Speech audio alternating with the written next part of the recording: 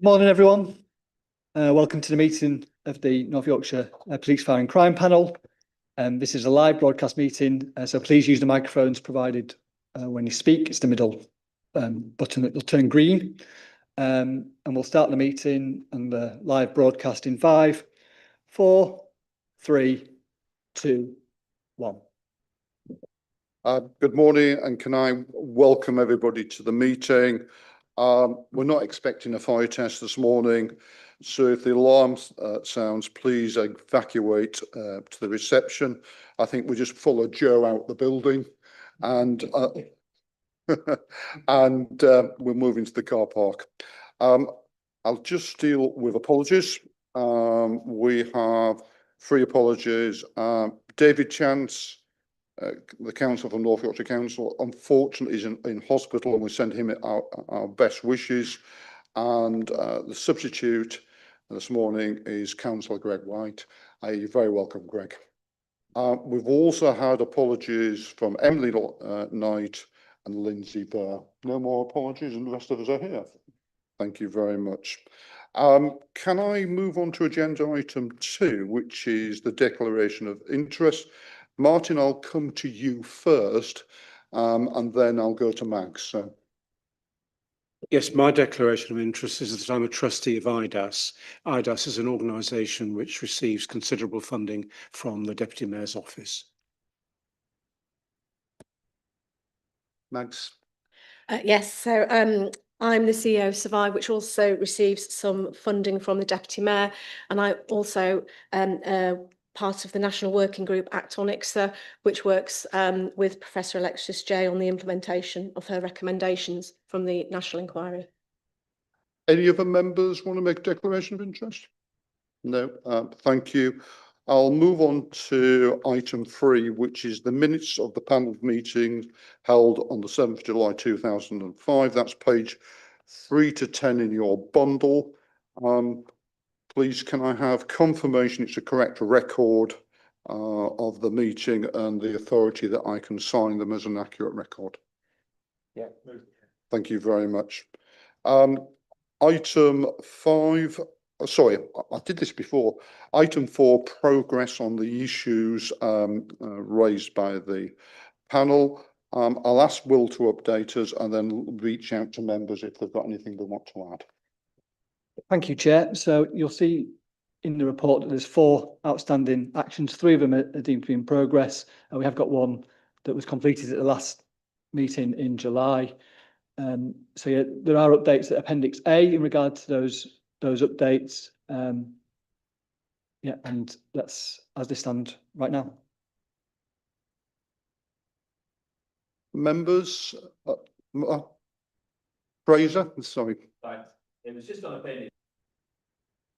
Yes, sorry. Microphone, sorry. My previous question regarded the decision from the Supreme Court, and while the answer in Appendix A does partially answer it, it only answers in respect to the NPCC, and I just wanted to be fully assured that we were complying with all aspects of the law so that we didn't face anything such as NHS Fife are facing regarding same-sex change in provision. Just wanted to be assured that we were fully compliant with all aspects of the law. Deputy Mayor. Thank you. So I think there has been there was an update provided at the in the updates that you've received, but since then the estates team for police, fire and crime have audited the estate to make sure that there are any changes that are needed have been assessed, and that we implement any changes that are needed across the estate in line with the judgment.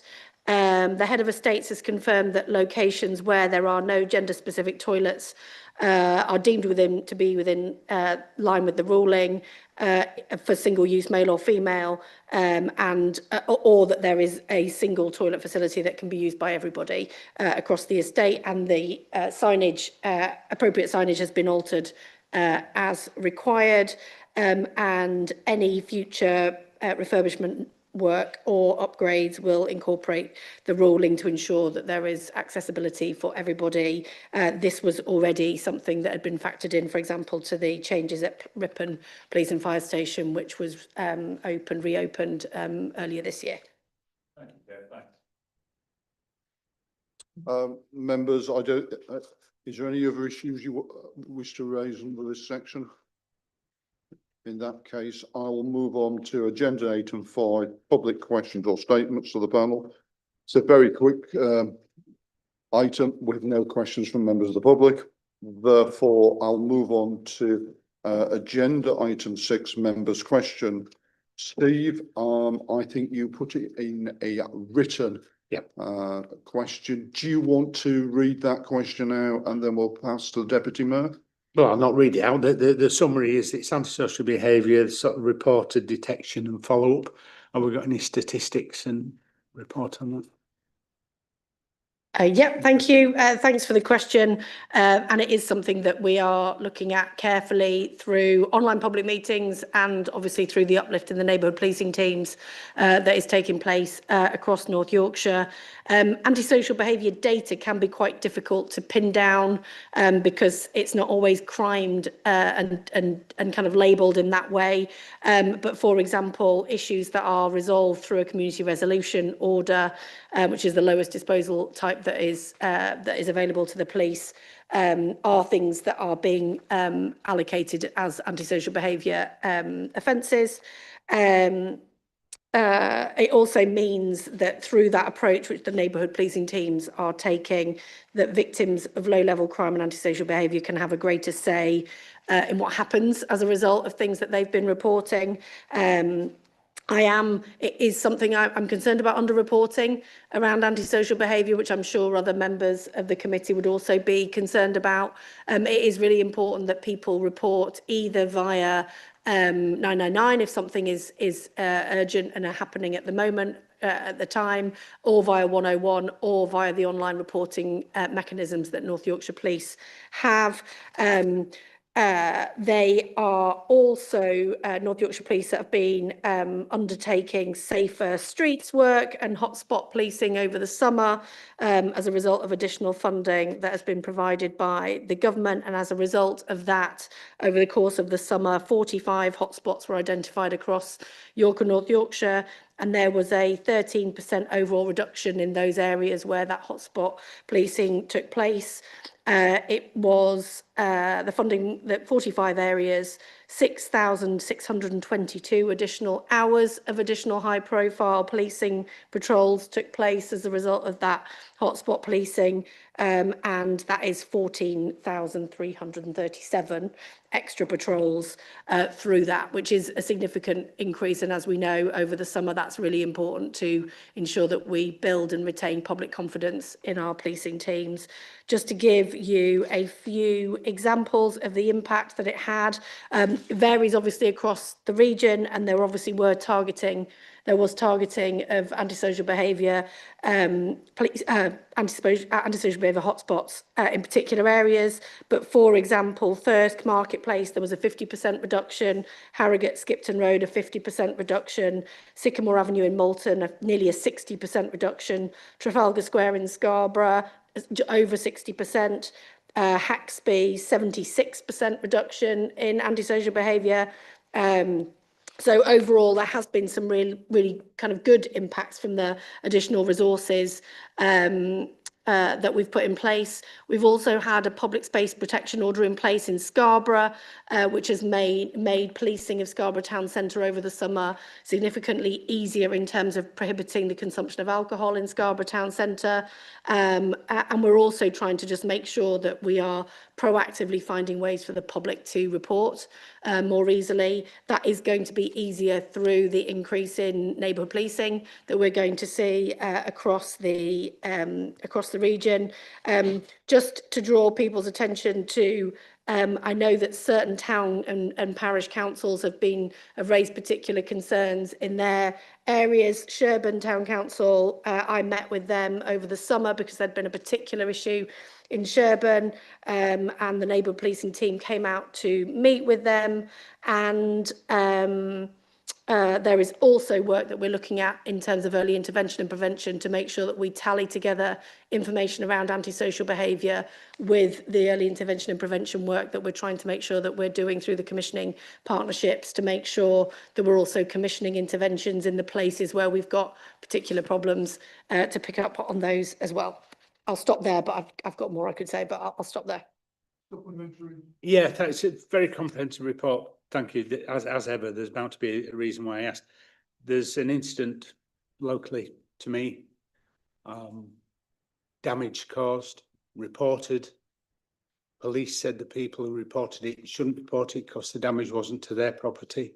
It was to a contractor's property, and the contractor rented the property that was damaged by somebody else. There is video evidence. The person has been identified as to where they are, who they are, what school they go to.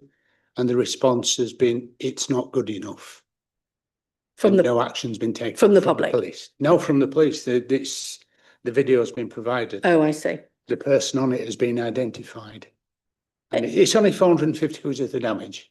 Well, I mean, I certainly wouldn't, You know, I wouldn't say only for anything like No, that, well, because I'm if you're not- running a business or if it's your it's the- property, it's your money. The issue is that it was like dismissed. If you, Councillor Yeah, Shumway, I will. if you wouldn't mind putting Yeah. it in writing to me, I'm really happy to get a comprehensive response Yeah. for you from the policing team for that part of the region, just to make sure that we're understanding how things are being reported. I'm really happy to pick that up. And of course, there is a complaints process. If people are unhappy with the response from the police, they can raise things through the policing complaints process.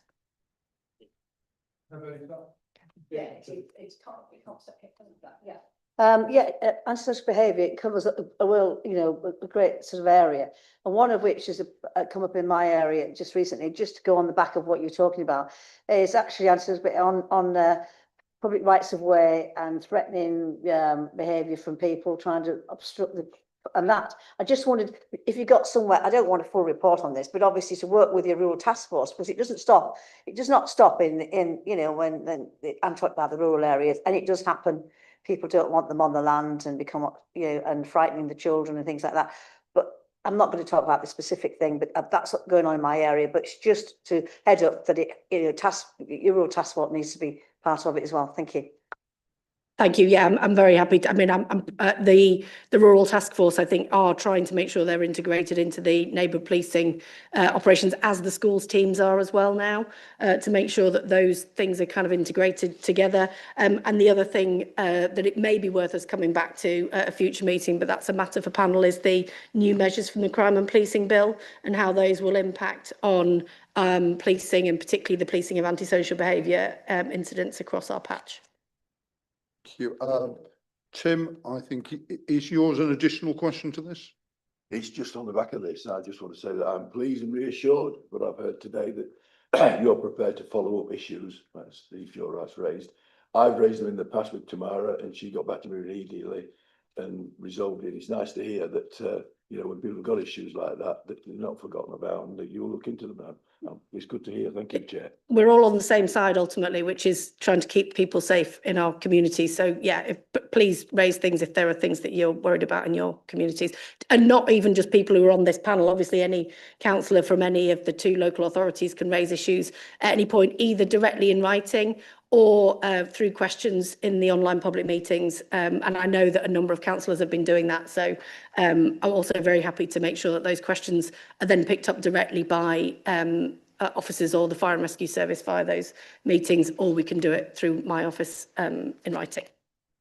Thank you, Deputy Mayor. Michael, I believe you've got an additional question. Yes, thank you, Chair. It was going to be a separate question, but I thought as we were on the topic of antisocial behaviour, I'd like to ask you, Deputy Mayor, about gangs and youth gangs, which are a particular and specific and growing issue in York, not just in respect of antisocial behaviour, but violence and two-wheeled crime. How are the police taking a strategic approach to the growth of gang violence and gang activity in York? And how can we as a panel be reassured that there is a process in place to try to address this? Thanks, Councillor Pavlovic. So, yeah, this is something that's worrying me, not just in York, but in other parts of the region as well. And it's about us trying to make sure that the work of the neighbourhood policing teams, the schools teams, and the work of the local authorities through the youth justice teams, for example, is all kind of tied in together and is tied into our commissioning services as well. I'm aware of a number of incidents in York recently, in particular, that have required both the fire and rescue service and the police service to work together around some arson incidents that have happened, not just in one part of the city, actually. I think the most concerning thing is actually it's not in one part of the city, it's multiple places. And so trying to make sure, I know that the fire and rescue service are picking up some of those in terms of their interventions into schools, to make sure that young people, children and young people are aware of the risks and the criminal implications of arson, because it is a really serious offence. I think, did you say two-wheeled crime? You did, didn't you? I did. I'm Yeah. talking specifically about E-bikes. illegal e-bikes, Yeah. and motorised scooters, ridden through residential areas by youths in balaclavas, which are both intimidating and illegal. Is there anything that's being done about these illegal bikes? In short, yes, there is. There have been a number of operations that the police have been undertaking following the kind of escalation around e-bikes. And I believe that a number have already now been seized as part of that process. There is a specific operation. I was just looking in my papers to try and get the name of the operation and I couldn't find it. So apologies. But there is a specific operation underway around e-bikes in the city. But there are also new measures in the Crime and Policing Bill which will enable the police to seize those bikes that are being used illegally. And that will, I think, include vehicles that are being used on private property in rural communities. So if there's illegal trespassing in rural areas, I think that will also be covered by the Crime and Policing Bill. That was one of the reasons I just suggested that it might be something that it's worth us coming back to, because it is something that I think there are new measures coming that will enable us to pick up on those things in a bit more detail going forward. But yes, it is absolutely something I'm very alive to, particularly in York, but it's not just in York. I think these are problems in other parts of the patch as well. And it also points to the importance of reporting and making sure that any trends that are developing in any part of the region, that we're picking up on them early so that the police have the intelligence to respond appropriately. Thank you. I think we've got two further members' questions. I'll go to Mags first and then to Martin. Thank you. So my question, it's interesting, you talked just before about people feeling safe. So my question, Deputy Mayor, is how are the flags on lampposts and painted roundabouts impacting your strategic plans to help people feel safe and be safe, both in York and North Yorkshire? So the flags issue is complicated, partly because it's something that sits between local authority responsibilities and policing. It's also because an awful lot of people see their flags rightly as symbols of national pride and things that they're proud of, and other people see them differently and see them as things that are intimidating. And I think flag flying, from my perspective, has always been something that people have been entitled to do on their car, on their own property. But what it can never be, wherever it is and whatever the response to it is a green light for people to behave differently towards people in their communities. So I have been really alive to hate crime incidents and racism in particular in our communities since this began in the summer, and I've been monitoring it really closely because I was concerned about it. I think I am still really concerned about underreporting, because there's been an awful lot of talk about how people are feeling and whether or not people are intimidated, but actually in terms of the data that's being reported through the hate crime partnerships, which I've been attending religiously since this started in order to have a proper sense of what's happening, that hasn't particularly been the case in terms of the reporting. So in terms of the data, this is the York data for the hate crime partnership, which met last month. 387 hate crime reports across the force, 149 of which were in York, which was 38% of the total. And actually that's a slight decrease in the same time last quarter. But it is something that I'm really alive to because I'm aware of the kind of sensitivities around it. There has been over a kind of longer period of time a big increase in hate crime across the whole patch since 2020, but I think that's down to people having confidence to come forward and report things because we now have hate crime partnerships and action is taken and people are engaging on this when incidents do happen. At the moment, around 60% of all hate crimes are racially motivated across the kind of longer period of time, and that is really important that we make sure that that partnership working is taking place to make sure that people feel safe in their communities. I am particularly concerned about how people who are working in our public services are being made to feel, whether they are working in the NHS or in social care or for public services directly across police, fire and crime services. I'm really worried about that. It's not something other than the police and fire service in terms of the wider public services and the local authorities that I have any kind of oversight of, but it is something that I'm very alive to through the partnerships that are in place. And I am trying to make sure that that we're monitoring it really closely. I have also got the data by district from August of this year.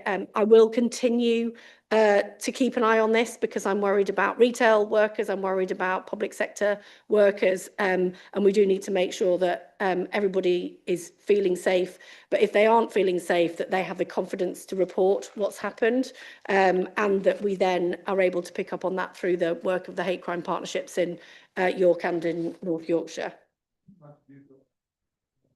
Yeah, just for my own benefit and understanding what we're meaning there about reporting, is that reporting through some sort of anonymous mechanism, or is that reporting formally to the police? Just so I'm clear. So obviously people can report through 101. They can also report through Crime Stoppers, which is anonymous. We also now have a new Start Safe, Stay Safe app, which people can use to report hate crime incidents and any other street-based harassment that is happening to them. And you can upload photos and video evidence that way as well. But I think there is a wider challenge, I think, for the whole hate crime partnership work that's taking place in the two local authorities to make sure that we are picking up in kind of real time through the neighbourhood policing teams, for example, on things that are going on in any particular communities, and that we make sure that people feel safe. So, for example, I was at the synagogue in Harrogate on Saturday, following the terrible events of last week. I think it's really important that the police are already obviously engaging with our places of worship across the region, but there is something deeply, deeply sad about our places of worship being places where we need to have police officers outside. And that has been the case at both synagogues and mosques in our patch for some time. And I find that deeply sad that is where we're at as a society, that these are people who are just trying to practice their religion. There was a really positive event at the mosque in York at the weekend. That was on Sunday, a community open day. It was attended by people of all faiths and none, I would imagine, but it was a really positive thing that was taking place.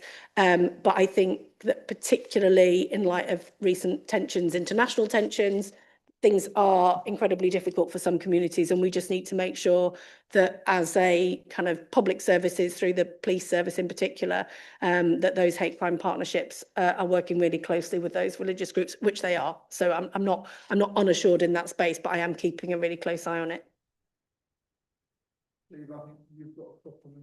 Yeah, it's to school-based one. It was a meeting recently where, since the flags, the recorded interest incidents of hate crime within a school have gone up 50%. And it's really disturbing. What's more disturbing is that 2 members of North Yorkshire Council chose a public meeting to say the police should not be investigating hate crime. So perhaps we need some training as well. The school has arranged for the police to come in and talk to kids about all sorts of everything, but it is really, really worrying. So I would certainly say any schools or schools that people are aware of across either panel members or other council, as councillor representatives, any schools that have concerns, the schools team through the neighbourhood policing teams will be really happy to talk to them. Again, if it's useful to come through my office to do that, I'm really happy to facilitate those things as well, because I do think that particularly in secondary schools, it's quite difficult sometimes for us to reach out to them because of the academisation.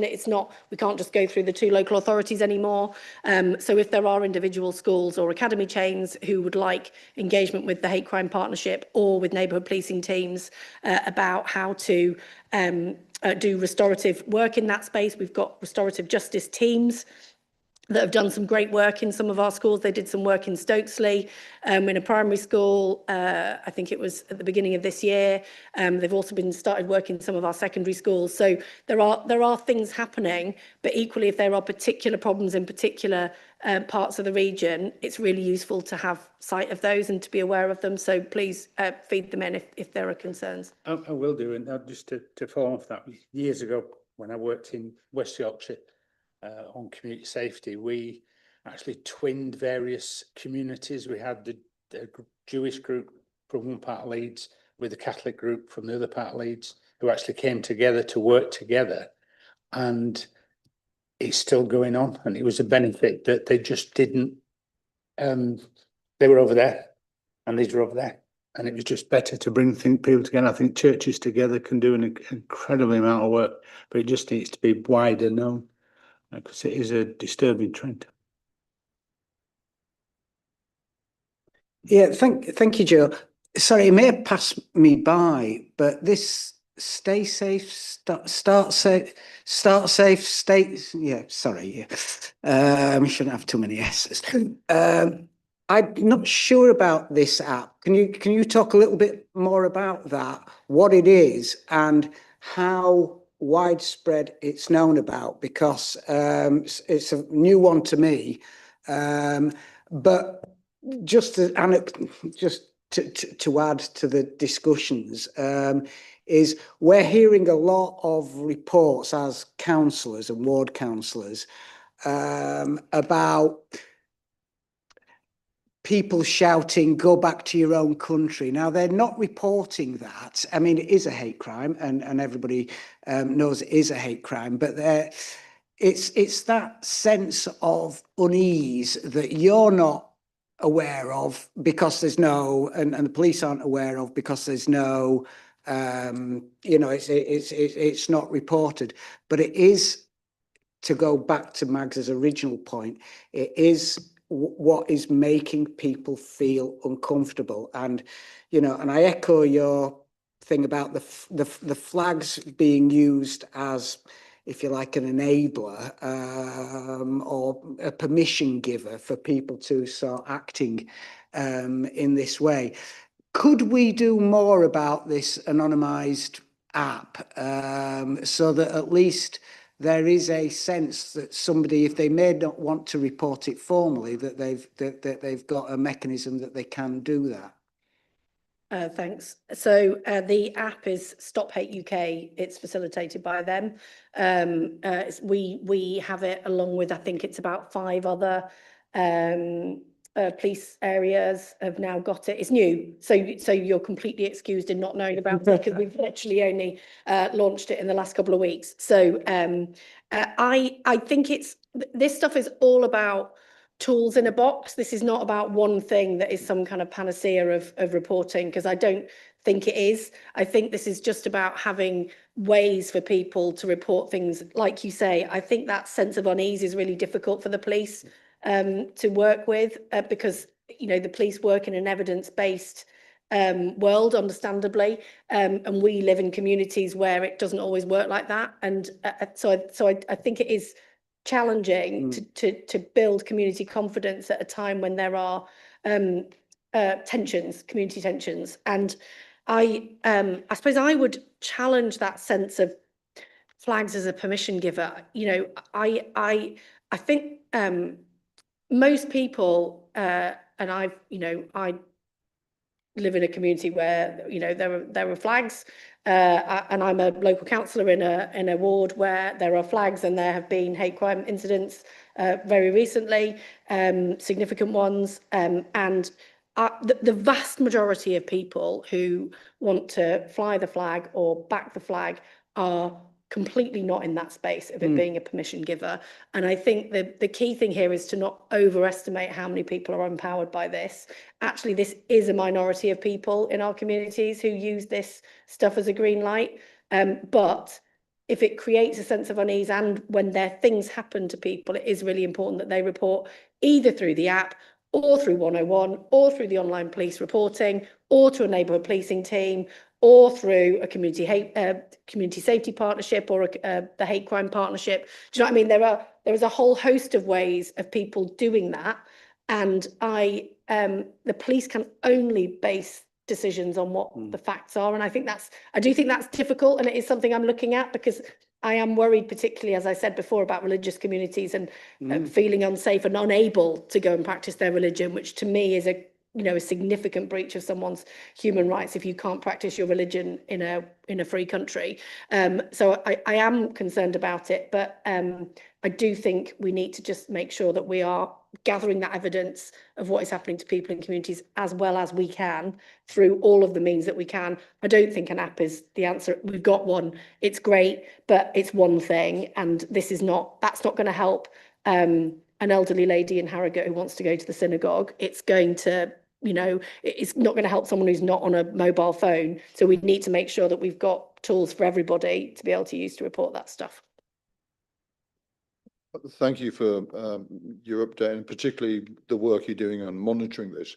Is your view that there is significant issue with underreporting? I feel like there must be, because a lot of people are talking about it, but the numbers don't reflect it. So therefore, that leads me to assume that there is. That's why I'm monitoring it closely, because I'm worried about it, but I can only go off the evidence of reporting. And so therefore, I guess my plea to panel and to wider communities is, please, if these things are happening to you and in your communities, please report them to the police or through your local representatives, so that we can get an accurate picture of what's happening. I think some of it is getting this message out, Deputy Mayor. I have a suggestion that you use town councils and parish councils. I think that's they've got good roots into our communities, and it is a good way of sharing information or making people aware of the how they can report it. So I would recommend you look at that. Very happy to, thanks. Martin, I believe you've got a question. Sorry, Mags, you've got a question. Martin, have you got a question or not? I have a question, but sorry, Mags, so is this a continuation of this discussion? Yes, I mean, Thank you. I just don't think I've known a time on this panel where so many people have come to the meeting saying that lots of people have said this is an issue for them. We have survivors who don't want to come to access our service because they are scared of coming through York. So I think it is quite a significant issue, and I think more promotion would be helpful, but I don't know if we need to do a survey around our communities specifically about this and asking what the sorts of things that are going on. I think if individual organisations have got means of doing that, that's not unhelpful. But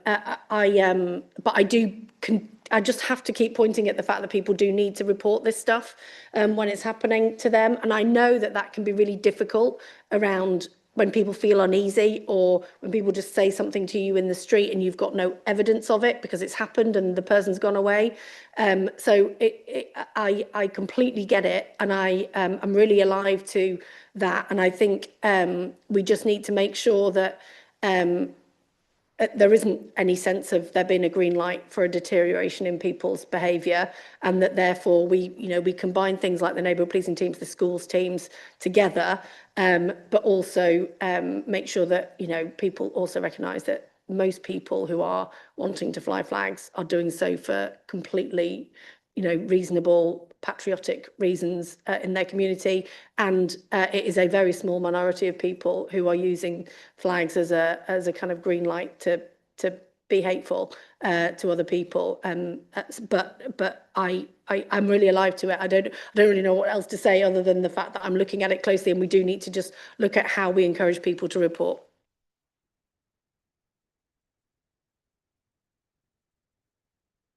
I do think there is a big difference between people flying flags on their own property to be as patriotic as they wish to do. Don't have any problem with that whatsoever. Don't have any problem with pubs, organised village halls, council buildings, flying flags either. But there is a difference when you're going out on a public highway on a roundabout and flying your flag as high as you can get to in your little ladder. And it's not very high. And then it's draping down there. And they're very, very low quality flags, which in the recent winds, half of them come from China, actually. So, whose industries are we supporting? There is a big difference. And I think we've got to appreciate that difference as elected members and look at that. And I just want to come back to something Steve said, which we glossed over slightly, that I was in the same meeting as he was when a couple of elected North Yorkshire councillors presented with a report by an assistant chief constable in corporate and partnerships meeting, and hate crime was highlighted, basically said, we shouldn't be discussing this. Why are we talking about hate crime? And that is not a good example for elected members. And I think I agree with Councillor Shaw, right? I do think there needs to be an education process for elected members as well, because we have a responsibility to guide our communities, and comments like that in a public meeting are not helping anybody. Thank you, Chair. There wasn't a question in that, was there? Did you?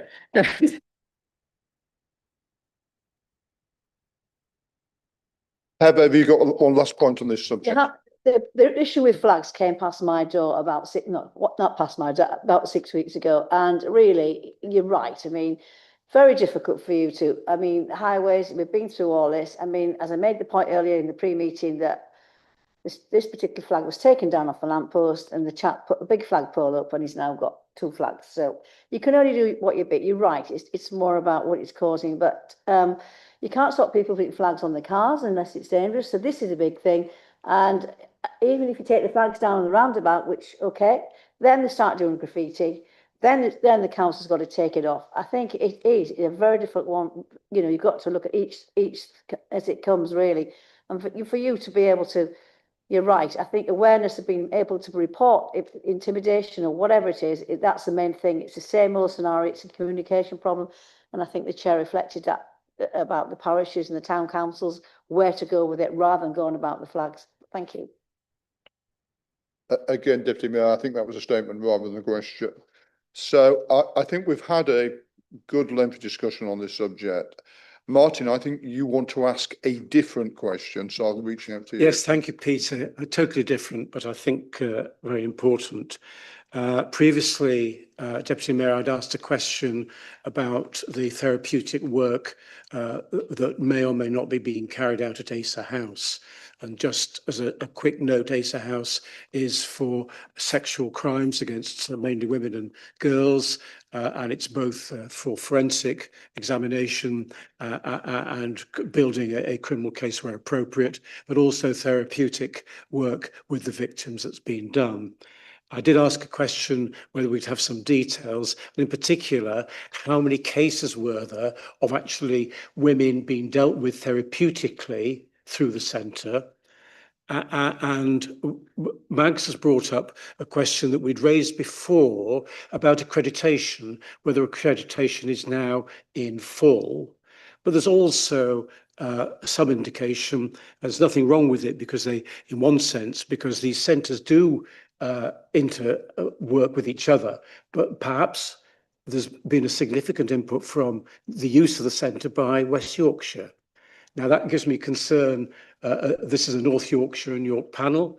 A huge amount of your money has been spent on this wonderful building, £3 million odd. It's a vital part of your strategy regarding protecting vulnerable victims. And I think in item 8, that just refers to it, but doesn't really give enough detail. So really question 1 is how many are going through? How do we have numbers for it? 2, what are they coming from North Yorkshire? How many are coming from North Yorkshire for all cases and York? And how many are coming from areas which are not within our police area? And I don't know, this is perhaps more operation in one sense, but are you getting any money for helping other authorities to do their work? Do you want to answer that, or do you want to take it away? No, I've got some details. If the details I've got don't fully answer your question, we may need to follow up, but I've got some details I'm very happy to share with the panel. So since the opening in March up to the end of September, the ASA House Victim Centre had seen 65 victims over the age of 16 and 4 young victims aged 13 to 15 who had had forensic medical examinations. 19 victims and 3 young victims had had forensic medical examinations at another site in Yorkshire and the Humber, and 8 victims under the age of 12 had had a non-recent examination at ASA House. 7 child victims, which I assume also means under the age of 12, because it's in the same bullet point, have had forensic examinations in West Yorkshire. I think one of the points to pick up there is just the issue of choice. So some of this is about convenience in terms of which is the most convenient, and also which service the victim wants to access. So just as much as it might be more convenient for someone, or someone might prefer to go to a service in a different region, especially if you lived, for example, on the edge of West Yorkshire to our region, you might prefer to come to ASA House, and vice versa. They may prefer to go and use the service in another part of the region. So that's just the kind of slight caveat around those numbers, is that some of this is about victim choice, and I think actually that's really important. And we're also just looking at making sure that we've got partnerships not only with West Yorkshire, but also up in Cleveland as well, for victims who might be in the northern edge of the region, where actually going north is more convenient for them than it would be to come all the way to York. Victims, vulnerable victims and witnesses, including children and young people, have been able to give statements to North Yorkshire Police in one of the dedicated video recording interview suites. I don't have the number, apologies. Oh no, 213 BRIs have been offered at ASA House.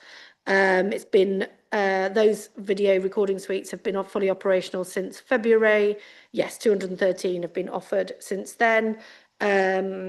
Operating and delivery hours of the SARC, however, are a contract question, and the contract commissioned services through NHS England. We are a partner in that commissioned service with other regions, so West Yorkshire and South Yorkshire. Amanda, is that right? All 3 areas all commissioned together through NHS England. So therefore it probably isn't appropriate for me to comment on that, because that is not our contract. It is a contract that we have through NHS England. If you need anything else, I may need to come back to you in writing. I do, thank you. It doesn't really answer my question. The information is really good and it's important, and it does show that you've got both of the VCR units operating, you're seeing people, that there are people from very young to older people. But there was a dual function, which, with respect, I don't think is necessarily being carried out, which is the therapeutic work. And that is to say, this is to help. This is not necessarily in the criminal field. There's even 2 parts of the building. You kindly arranged for a visit, which was a very good thing, and I was able to see it. You've got the forensic suites, where there are all sorts of rules about taking intimate samples, clothing and other things. That's one function with a view to looking at criminal proceedings generally. But there was also intended to be to carry out your strategy of helping victims deal with it. And I think if you look at it in their recovery and healing, which is a separate, and although due to them being victims of serious crime of sexual nature and rape itself. And I think it's important that the panel should know how your strategy to do that is being carried out through ASA House.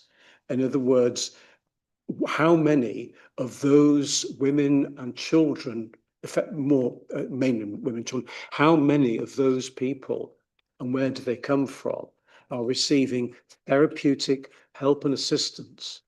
Because we all know that rape and serious sexual offences have an incredibly long-lasting effect on victims, sadly and badly, but that's the truth. And to me, a criminal conviction is very important, although we know that sometimes the victims have to wait up to 4 years before they even get to court. That's another matter. But the therapeutic is so vital, and I know you personally believe in it, which I respect. So that's really what I was trying to get the information from. So just briefly, again, some of that is, I'm happy to come back on the details of what is happening in terms of the therapeutic side. Some of that will be, again, about where a victim wants to receive follow-up therapeutic support, which obviously is, again, a choice question for victims.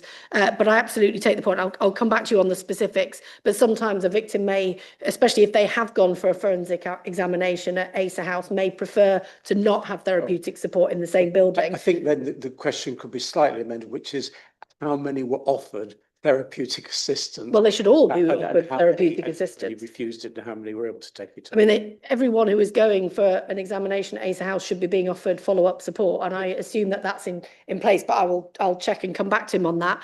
I think just the point that, apologies, Martin, because you didn't mention it, and the point I actually would like to stress is that you do not need to have reported to the police in any way, shape or form in order to attend ASA House. And particularly when we've had, thousands of students and young people arriving in our region over recent weeks. And we know that this is can be a terrible time for peaks in sexual violence against young women in particular, particularly in York. It's really important that people realise that you do not need to have contacted the police in order to get a forensic examination at ASA House. You can go with a friend, you can go with a family member, you can make an appointment to attend ASA House directly through the website. And that is really important in terms of ensuring that forensic evidence is gathered at the earliest possible point in order to facilitate the best chance of a criminal conviction, notwithstanding the challenges in the justice system, but actually notwithstanding that, if you get that forensic evidence taken early and quickly, it can be stored at ASA House in the facilities that we have there. And absolutely, I'll check the numbers, but you should also then be able to access the therapeutic support that follows that. But I'll check the numbers specifically around ASA House. Thank you very much. Thank you, Peter. I will remember you sit in the microphone. Deputy Mayor, you're going to respond in writing to Martin. Thank you very much. Thank you. Members, any more questions? Thank you. Thank you very much. We'll move on to agenda item 7, which is a verbal update from the Deputy Mayor on the Langdale Moor. Can I start off by saying I recognise the unprecedented nature of the wildfire incident at Langdale Moor. And I want to really acknowledge everybody involved in this multi-agency response, from the fire, rescue services, partner agencies, contractors, gamekeepers, local farming community in their efforts to tackle what was an unprecedented event. That they have managed to get the fire under control and prevent its further spread, I think must be considered a success. Deputy Mayor, would you like to give us a verbal update? Yes, I'm very happy to. Just for further context, there was an online public meeting with the Fire and Rescue Service on the 18th of September, which did provide a more comprehensive update than I'm going to give here on the operational update from the Fire and Rescue Service. But if people want more of that kind of background and the specifics about what happened on site and when, that is available on our website, and it was the online public meeting from the 18th of September. But just in terms of the kind of broader picture, so on the 11th of August, the Fire and Rescue Service were notified of the fire at Langdale, in Langdale. It was complicated. It was obviously very dry it had been a very dry summer, and there were also high winds. It was then further complicated by the fact that this fire was on an old army range and there was unexploded ordnance on the site. That actually meant that the way in which the Fire and Rescue Service were able to tackle the fire, even at that very early stage, was incredibly difficult, because what they would normally do is get on top of it, and they absolutely couldn't, because there were literally bombs going off underneath the ground. It was incredibly dangerous, and it just meant that the way in which the service could respond was limited to what it normally would be in a wildfire incident in another part of the region. It was declared a major incident on the Wednesday, the 13th of August. It was contained between the 13th and the 25th of August. I visited site with firefighters and some other partners on the 20th of August. It was contained, but I have to say, if you haven't been anywhere near the site since it happened, even when it was contained, it was significant even at that point. It's quite humbling to see a fire engine and a fire and rescue team from that engine faced with an enormous smouldering space, trying to manage it with fire engines and hose pipes, which was, effectively what was happening. They were doing an amazing job, and it was already a considerable size, even at that point, when I went on the 20th of August. It then escalated in the late evening of the 25th of August, which was Bank Holiday Monday, because it had jumped one of the fire breaks that had been put in. At that point, the fire breaks were kind of tracks, but kind of paved tracks on the moorland close to Fylingdales. But because of the peat depths in some of the parts of the moor, it had either jumped over on the wind or under through the peat. We haven't got the full investigation as to what happened at that point, but it did jump the fire break. Then, obviously, it then became a much larger incident, and it spread incredibly quickly across the moorland. And there was additional crews from neighbouring fire and rescue services, for which we're really grateful, as would normally happen, and as we provide back to them in terms of those arrangements. And then there was a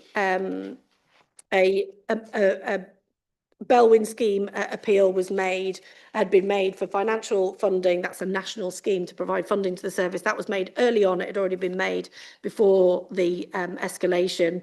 That had been made on the 15th. And the, just trying to find the details. By the 29th, it had been contained back on the much larger area of land. There had been evacuations on the just after Bank Holiday Monday, of holiday parks. It was Bank Holiday Monday. Everywhere in that part of the world was full. Robin Hood's Bay was full. It's one of those weekends when, in our region, everyone has come to our region. So the campsites were full, the holiday parks were full. Robin Hood's Bay, which was the nearest kind of town to where we were, would have been full. The farming community, as you've already said, Chair, was exceptional in their support all the way through. So this had happened even before the flare-up. The farming community had already been on site, as had the Ministry of Defence, providing additional support. As you say, the response of the crew was just extraordinary. And the national resilience assets were really, when they were called on the 27th of August, that was really to ensure that our fire and rescue crews could get some proper respite, and we had some proper respite for the service at that point. And I went back up to site on the 30th of August that weekend, met with some of those national crews who had been on site from London Fire and Rescue Service, but you know, I mean, there were fire and rescue appliances from all across the country, who were all providing amazing support and resilience to the team. It was really sobering to have a conversation with London Fire Brigade, for example, who normally deal with really major incidents, but major incidents in a completely different way. You know, they deal with major incidents in urban environments where risk to life is significant, but this was a major incident in a completely different way. The risks were to infrastructure, to wildlife, and just the geography of just managing something across that level of geography is, I'm not very spatially aware, and I just can't even get my head around how difficult that would be. So the site by that point was just, it's just, the maps are available on the online public meeting, so they are worth just looking at. But the scale of the fire by that point was extraordinary, and the service has done an amazing job alongside partners, particularly the farming community, but other partners as well, who've just done an amazing job. When I went to site both times, I was very mindful of firefighter welfare. It was something that I was really concerned about, because I knew, you know, how honourable, I suppose is probably the kind of old-fashioned term, our firefighters are about doing their best in these kind of emergencies. This is, you know, was a major emergency, and there was a level of honour about it, but equally people were tired, and it was really important that you got that balance right between enabling people to be a part of a, you know, a major emergency taking place in our patch, and ensuring that they were properly looked after through the process.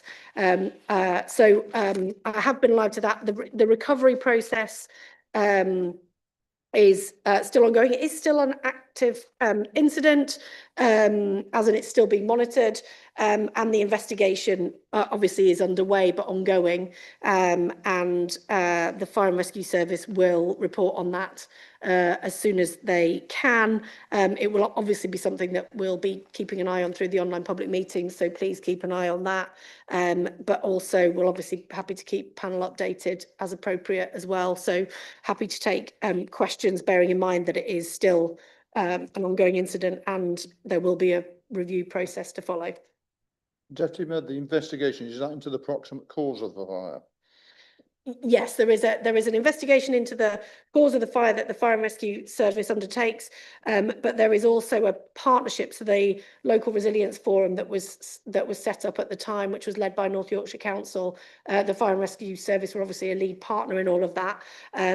This is a partner. There is also a partnership review through the local resilience forum, which we don't lead on, but obviously we're also taking a significant interest in as well. Thank you for your clarity. I'm aware of all members wanting to ask questions. Michael, Fraser, Heather and Martin. I'll go to Michael first. Thank you, Chair, and thank you, Deputy Mayor. I think you very graphically described an incident that the apocalyptic nature of the scene that must have faced those firefighters can only be imagined. And, you know, we all commend absolutely the work of the Chief Fire Officer and all of the crews and the farming communities that got involved. And I suppose my question really sounds a bit prosaic in the context of that. But given the amount of resource that was dedicated to fighting this fire, did that have any impact on response times and the work that was able to be done elsewhere in the county? So that is something that we were monitoring at the time. And it is something obviously that the service was very alive to. It is one of the areas where actually the resilience that we called on from other fire and rescue services, a lot of that was to provide the ongoing cover in other parts of the region where appliances had come over to help with this. And it's one of those logistical questions that is thankfully the responsibility of the Chief Fire Officer in terms of making sure that you have adequate cover. It is also something where actually, just to add to the list of people to thank, the volunteer firefighters who actually stepped up and stepped in both from our region but also from other regions who were coming in to help. It really is an extraordinary thing, and we've got some incredible volunteer firefighters in the North Yorkshire Fire and Rescue Service who, like I said, there was a level of honour to some of this, but to the point where you were also almost having to, I think the service was almost having to make sure that their welfare was being properly prioritised, because people absolutely were dedicated to trying to make sure that that this was tackled properly. So yes, in short, it was something that was being monitored, and the next online public meeting for the Fire and Rescue Service, which I think is in November, will include the response time data from this period. We didn't have it for the one that we did in September, but it will be in the meeting that we have in November. So it will be worth looking at that, because that will include that response time data. So you'll be able to see, as I will, what the impact of that was then. Could you incorporate that data into the minutes for this committee as an annex? It's not available yet, but once No, when it is. Yeah, we can send it to panel. Because our next meeting is not till January.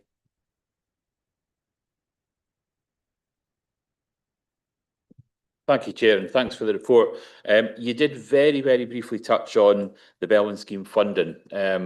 Very curious as to the estimated cost for this, particularly with how close our reserves were when we set our budget this year, and how confident you would be in the resilience for us if we were to be hit by something similar to this again in the not too distant future.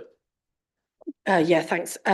So when we increased the precept in a kind of unprecedented way this year, and panel will know because you were part of that consultation process around the fire precept this year, it was a significant increase to precept because we were worried about the reserves. So actually, thankfully, the reserves had been shored up as a result of the precept increase that took place this year. I think when the Mayor and I took that decision in the early beginning of this year, we were alive, and I think I probably said to panel at the time, we were very alive to the risks in the fire budget in terms of that long-term financial resilience of the service. I don't think we anticipated it being required quite so quickly as it then was this summer, but we were alive to the risks of a major incident and what that would mean for the service. So I was aware of it. I'm not aware that any decisions were ever being made around budgets, because I was asking about that at the time. We wanted to ensure that we weren't making the fire service weren't feeling like they had to make any decisions based on affordability. These were decisions that were being made around the nature of the incident and ensuring that we had cover across the region. Bellwyn was applied for very early on in the process. I assume that in terms of the finances and the reporting on that, in terms of the wider costs, are things that will be made public at the point at which they're finalised. But it is something that we're monitoring, and obviously when the finance reports are available, panel can have sight of those. Thank you very much for that. As a National Park member, we've always had briefing all the time, and as you made the point, I mean, there were other people involved, the community spirit, providing food, etc. And I was told the London Fire Brigade were quite impressed that they didn't get rocks thrown at them. They were given food instead of rocks. They were really impressed with that. There were other people involved as well, like the MOD and the Moorland Association, which is where I'm going to next. I did actually visit one at Farndale where the gamekeepers were, and where they have got everything there. And they showed me this quite impressive amount of fire engine, which is adapted to Moorland fires, obviously, which we'll go on to about controlled burning. And I was really impressed about the fact they do go out and help. And I just you know, not today, but whatever. And as I say, moving forward, it's prevention. We talk about prevention. So, I mean, do we have any off-road fire engines? I'm not up on it. I mean, obviously, when we look at what we've got in front of us, this could happen again. It's all about prevention, as I've said. We've got the Yorkshire Dales, we've got the national parks, we've got this new trail, haven't we? The coast to coast. More users. I'm not suggesting they're the ones responsible for the fire because we don't know how it started, but obviously this is, we're working with the national parks about signs are already up about fire prevention, but it's all about in trying to make sure that people listen. So that again is about trying to get the message out. So I'll go back to the fact about also about whether we've got moving forward the right equipment. That's quite strange today because at national parks we are discussing apparently about burning heather, which of course is a bit close to me because they've looked, what have I done wrong? Well, as I pointed out that on a WhatsApp thing there, that my uncle told me that I was one of my family were probably the last witch to be burned at the stake, but it wasn't me. But we'll leave that there.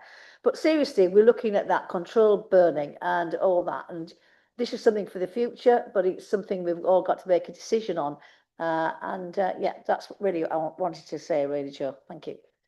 Thank you. So just a couple of things. One, as part of that review of the response from the service, one of the things that we're looking at again, because of the precept increase, is just making sure that the equipment that the service has got meets the needs of the service. That's the job of the Chief Fire Officer, to make sure that we've got the equipment that we need to be able to deliver the service that we need in our patch. So absolutely reviewing all of those kind of things. It's one of those things that you need something that's quite flexible. And I think the other thing that we will be looking at is what we need to be able to have around commissioning, because sometimes, you know, this particular incident was in this particular location. And as I said, the munitions made it a particular challenge, but you know, you could have an incident in a completely different part of our region. We have the benefit of having this kind of, you know, we've got everything in our region, and we need to make sure that we've got equipment and appliances within the fire and rescue service to meet all of those needs, whether it's a major flooding incident in the middle of winter or a wildfire in the middle of summer. You've got to be able to have all of that range of equipment across the service. So I completely hear you. I think we will come on to some of this actually when we come to the CRMP paper, which is a bit later on the agenda. But I'm very, I completely agree with you. And I completely agree with you about gamekeepers. I think actually the conversations that the service needs to have with gamekeepers about land management is really important, but also some of the recovery work that will take place, which is outside of the fire and rescue service, but will be something that the Mayor and the Combined Authority are looking at, is about the environment and how we look after that environment for the long term, both in terms of sustainability and wildlife development, but also about ensuring that the fire risks are minimised. So I think all of those partners are important in that space. Martin. Thank you, Peter. Question, was there a strategy in place to deal with munition fires? And what was that strategy, if there was one? And if there was one, has that strategy now changed from the experience that the fire service, or will it change if there was one, as a result of what they discovered with having to deal with it? And if there wasn't one, I might say, why not? Because we have many military establishments over North Yorkshire, in fact, more than any other county or any other area, as far as I'm aware. And it seems to me that fire service do have strategies for things like chemical factories. Maybe they'll have one about storage of batteries, which is another issue. But this particular one, I'd like to know if there's anything that you can help on that. I need to take that one away, so I don't know. We'll look into it and come back to you if that's okay. Danny, I believe you've got a question. Thank you, Chair. Thank you, Deputy Mayor, and also want to pay tribute to everyone involved in the work at Langdale. I've got a couple of questions. Forgive me, I'll go through them both. I'd just like to know a little bit more, if possible, about the post-incident review that the Local Resilience Forum are doing. I appreciate you're not leading that, but you're a member of the Fire and Rescue Service, is a member of that grouping. I do want to try to understand how the recommendations from that report will be monitored, and an expected timeline of how that post-incident review is taking place. And Chair would like this panel to receive that report so that we could also scrutinise it. And my second question is about risk management and resilience. I think for many years, this panel and members of it, including myself, have been concerned about what happens to fire cover and the appliance availability in the county when a major incident does happen. And this has come about over summer with this fire. So I do want to properly take the opportunity for the fire service to really dig deep into what that fire cover looked like. Obviously, the Bellwind scheme was initiated, as you mentioned, early on in the fire. But that will have been in response to what, as an example, York's fire cover looked like at that point in time. Now, my feeling is that we were probably down to just having one crew available to deal with the whole of the city of York, which is a major concern for me. Of course, that's throughout a major incident, but it's what we've been warning of for a long time. So the data's there that the fire service holds, and I'd really be keen for you to drill into it and potentially inform your next risk management plan. So I'm looking for some assurance that you're looking at the data in those ways, because it is linked to fire crews, as you mentioned, doing their duty and the honourable thing. And I know many of them will have wanted to stay on duty, but they did incredibly long hours on duty, like hours that are unheard of. And that's not just in response to their duty and honour, it's also in response to the lack of cover being provided to the rest of the county through that time. So it is a big concern for me, and I just want to hear some assurance that you are drilling into that. You will be aware of it, I'm sure, and that it will inform your future strategy. Yeah, thanks for those. So just in terms of the post-incident review, that is something that is being led by the local resilience forum, and as you say, we're part of that. But there'll be a separate post-incident review from the fire service themselves. I mean, it's a matter of a panel, which papers you want to pick up as a panel. But certainly I can only respond on the fire and rescue elements of things. So I think in terms of the timeline, I have a feeling I asked this question of the Fire and Rescue Service at the online public meeting about what the timeline from their point of view was in terms of it. And I have a feeling it was months. As in, I feel like it was probably something we're probably looking at the early part of next year in terms of their report. But it's certainly something we can probably try and get a timeline on, because I think you're right, it would be really useful to get a sense of that timeline. In terms of the wider local resilience forum, I've actually got a meeting about it later this week. So I'll be in a better position in terms of timings, I think, after that meeting in terms of knowing what that process is going to look like going forward. In terms of the risk management stuff, I think you're absolutely right. And it is something that I was, you're kind of alive to really quickly in a service like ours, because we are essentially a rural fire and rescue service with real geographical challenges. We know that we rely on on-call firefighters. We know that we have volunteer fire stations, and therefore you don't need to be a rocket scientist to work out that if you suddenly have a major incident, that has an impact on the whole patch. Like I said, we were calling on support from other fire and rescue services, and that, in terms of this incident, I was assured around that.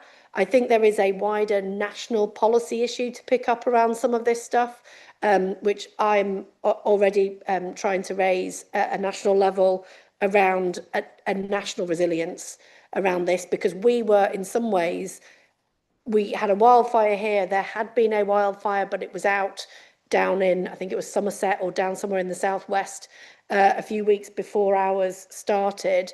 But if this had been a summer in which there had been wildfires in 4 or 5 places at the same time, the ability of all those national resilience services to be able to support us while retaining cover in their own areas, I think it's not a risk for North Yorkshire, it's a national risk. So therefore, I think that is something that I need to pick up in light of this incident at a national level. But I'm very aware of it. And certainly when I went to speak to some of the crews, I was at Ripon for a different reason at Ripon Fire Station in the middle of the incident, and they just came back as at shift change, and you know, it was visceral, the kind of sense of how tired they were, but also kind of how determined they kind of were, and it is something that we need to be really mindful of in terms of both our ability to respond to incidents, but also just making sure that we're looking after our people as well at the same time. So yeah, I think it is something to look at.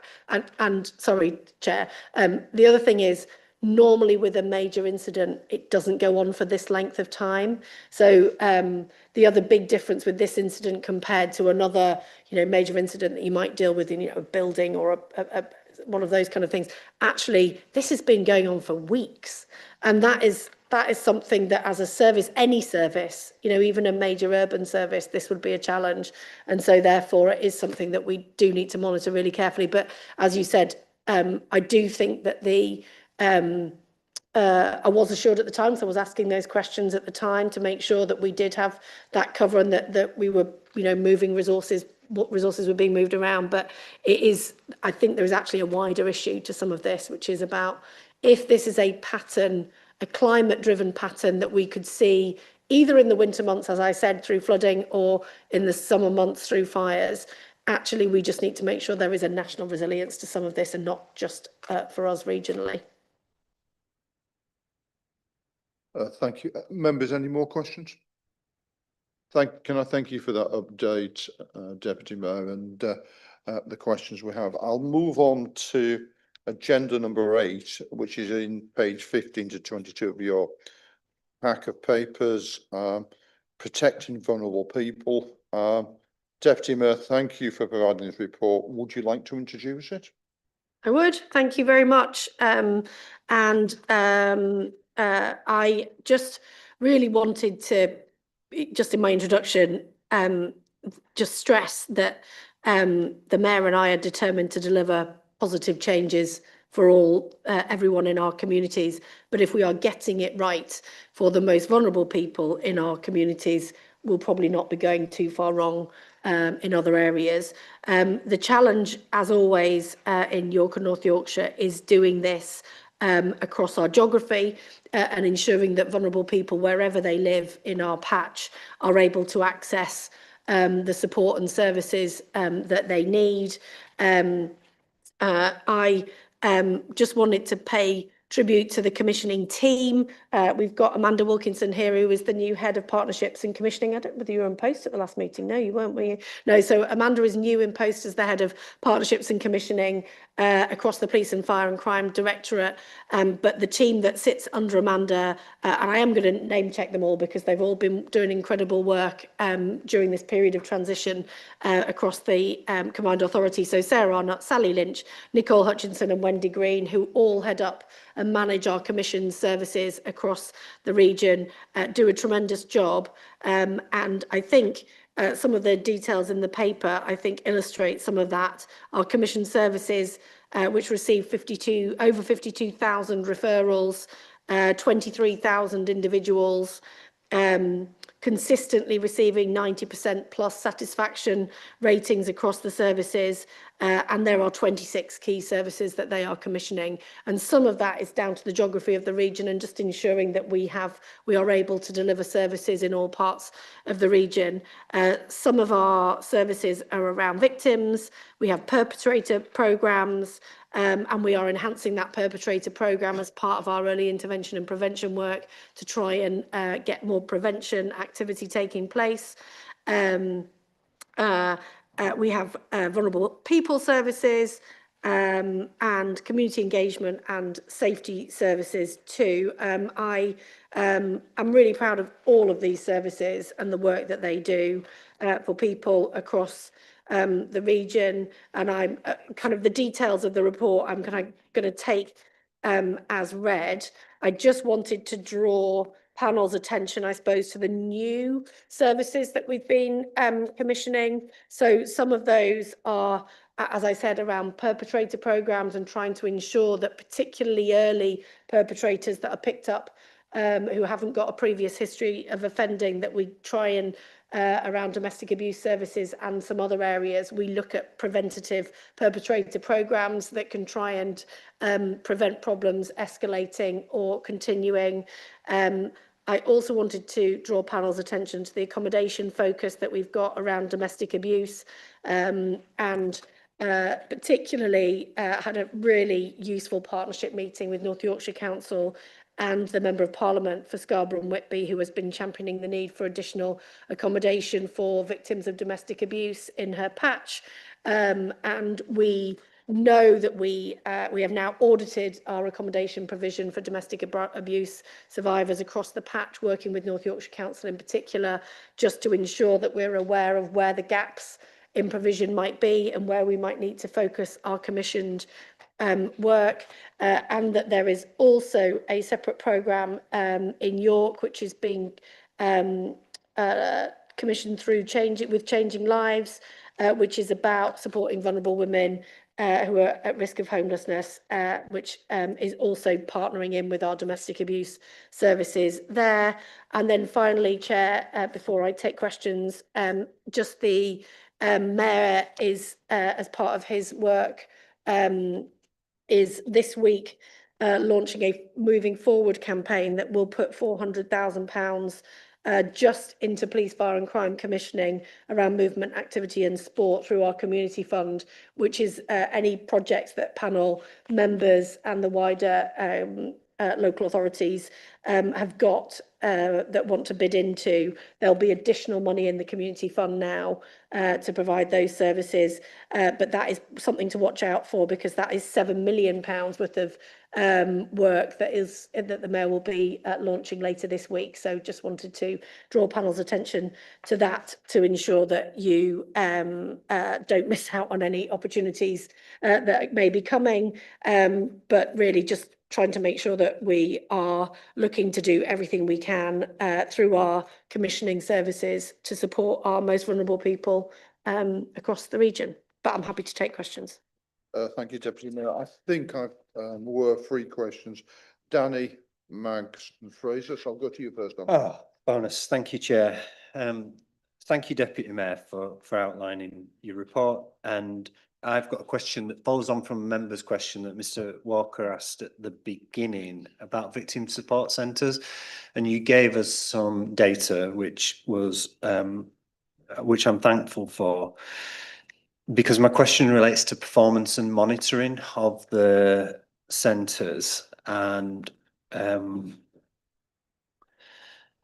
I'm looking for more information really, and whether this panel should schedule some scrutiny of the performance and monitoring, so that we've got the numbers in front of us and we can see it, rather than asking you in the meeting. But what I'm particularly wanting to ask is about locality. You answered it by giving the numbers of people going cross-border, but also access of the service, which should be 24/7. Are there any times when the service is not available? And I wondered about approval rating from clients, if that information could be collected, or if it is already being collected, to enable us to look at the way those contracts are working. Thank you. Yeah, I'm really happy to provide more information in writing. I thought I had something around approval ratings in here, which is why I was just looking. It is something that we need to be alive to in terms of both monitoring, but also just ensuring that we're delivering services that are what people want. And that we're kind of managing the balance of geographical range and being able to provide the kind of levels of support at the right times for people too. Just trying to see my feedback here. I have got some feedback that I think we can probably pass on to panel in terms of the Victim Centre, which I'm very happy to provide in writing, because this just looks like it's quotes, which is not necessarily the quantitative stuff that you'd want. So I'm happy to provide something in writing.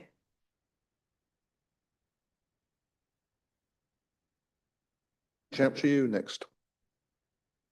Yes, thank you. So I'm just reading through the information, and on page 22, for example, it's talking about child safeguarding, and there's a lot of detail there about Operation Encompass, which is about supporting children and averting the long-term impacts of domestic abuse. I think the thing that I feel I'm not reading in some of this report is about child sexual abuse. And there are two areas that I'll just refer to. One of them is about the Victim Centre in Scarborough, and I'm not actually sure if there's any provision in there for adult survivors of child sexual abuse. I know it refers to trauma, violence and abuse, but being an adult survivor of child sexual abuse is quite a specific type of trauma. And I think also thinking about what is that strategy to protect children in our county from sexual harm, and what is the strategy to support them where they have been impacted by child sexual abuse.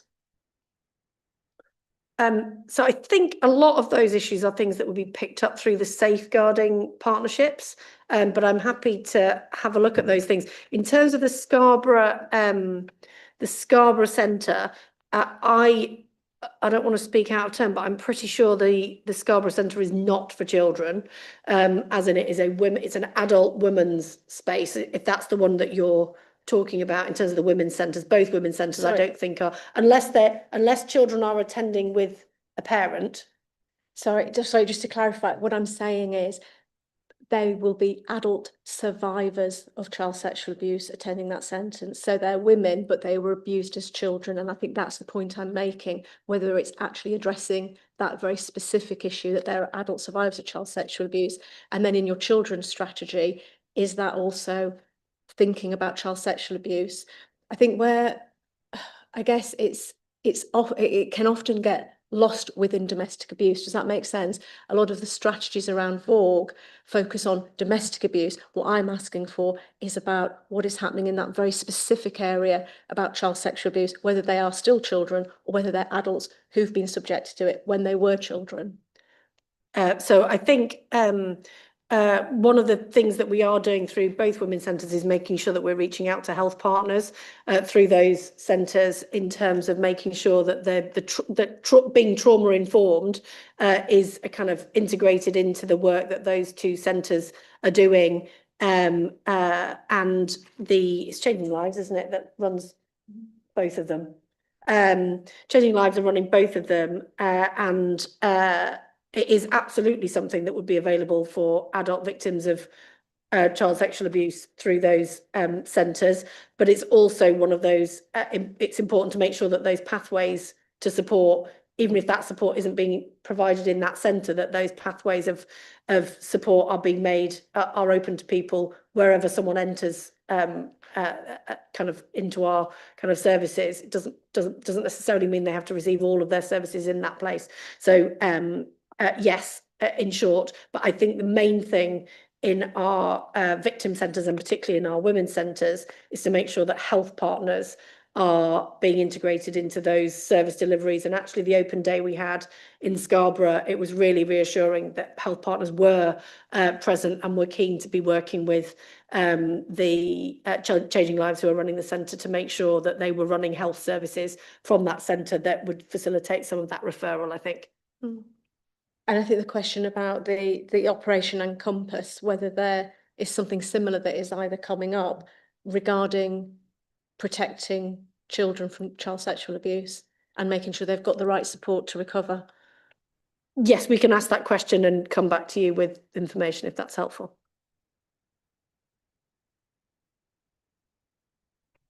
Thanks, yeah, it's a good report, particularly 3.6, to see where the money was spent last year and the outcomes from that. I just wanted to know what the uptake was for 25-26 in regard to that, how much has been allocated and how much is still to be allocated? I'll have to come back to you in writing on that, Fraser, if that's okay.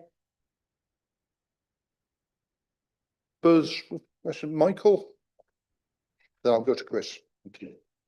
Thank you. Just on Mags's question, what support is offered to both adult and child victims in respect of therapeutic intervention whilst there is a police investigation ongoing? It used to be the case, and correct me if it's no longer the case, I suspect Mags would correct me, that they're not allowed to talk in therapy about the incident. And of course, given the time lag between investigation and any court proceedings concluding, that can be a really significant time for a traumatized individual to have to go through without being able to get any specific support. Is there a strategic approach to this, or is this going to require a change in legislation? I think that is something that we should probably be looking at through the local criminal justice partnership that I chair.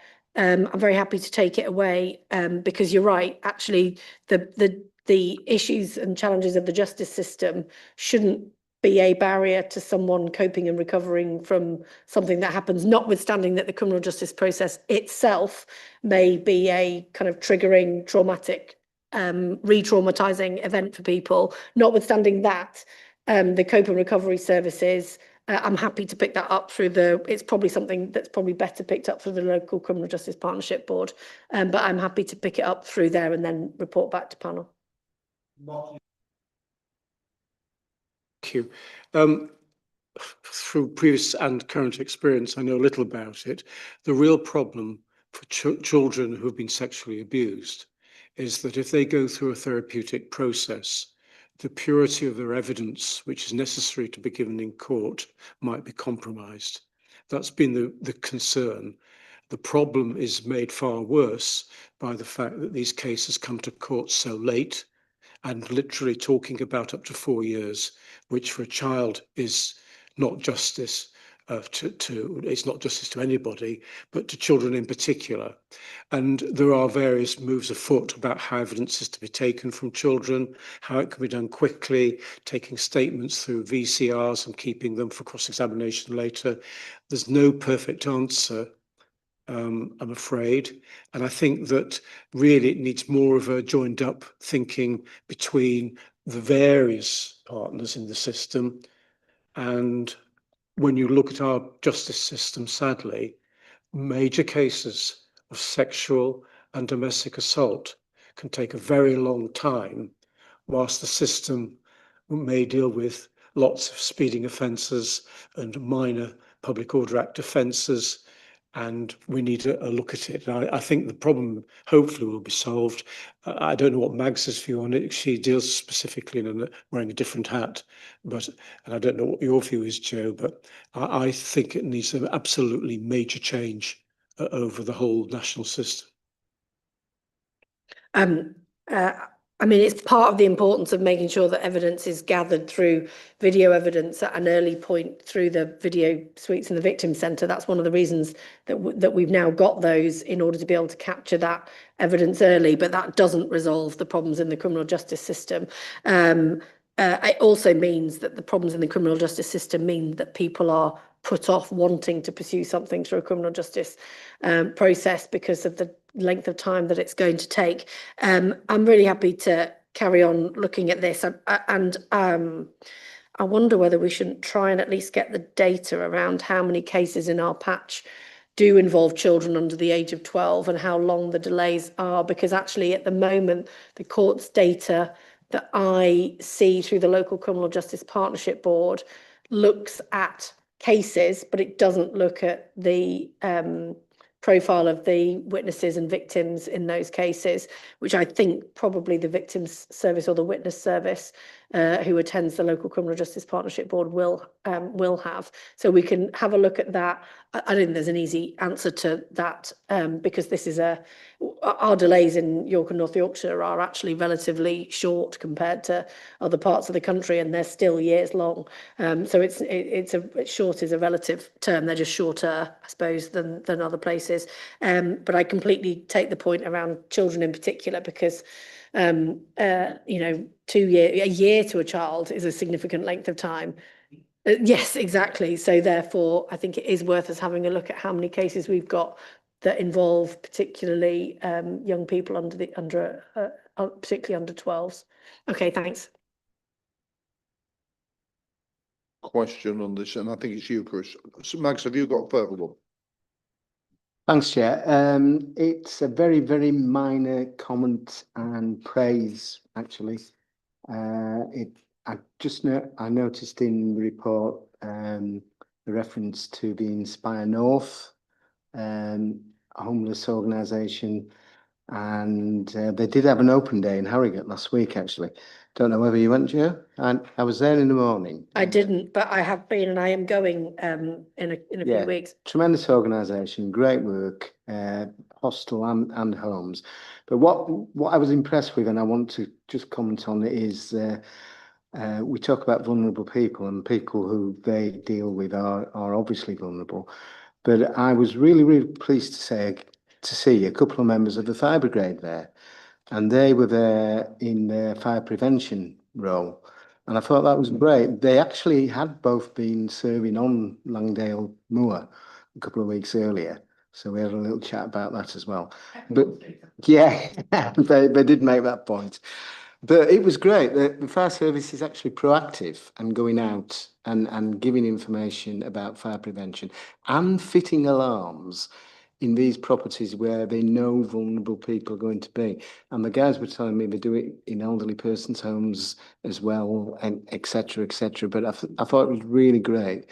They were there with victims of domestic violence, basically, and making sure that those accommodation places were going to be out, receive the very best fire prevention, not just advice, but actually fitting the alarms as well. So I just wanted to compliment the service.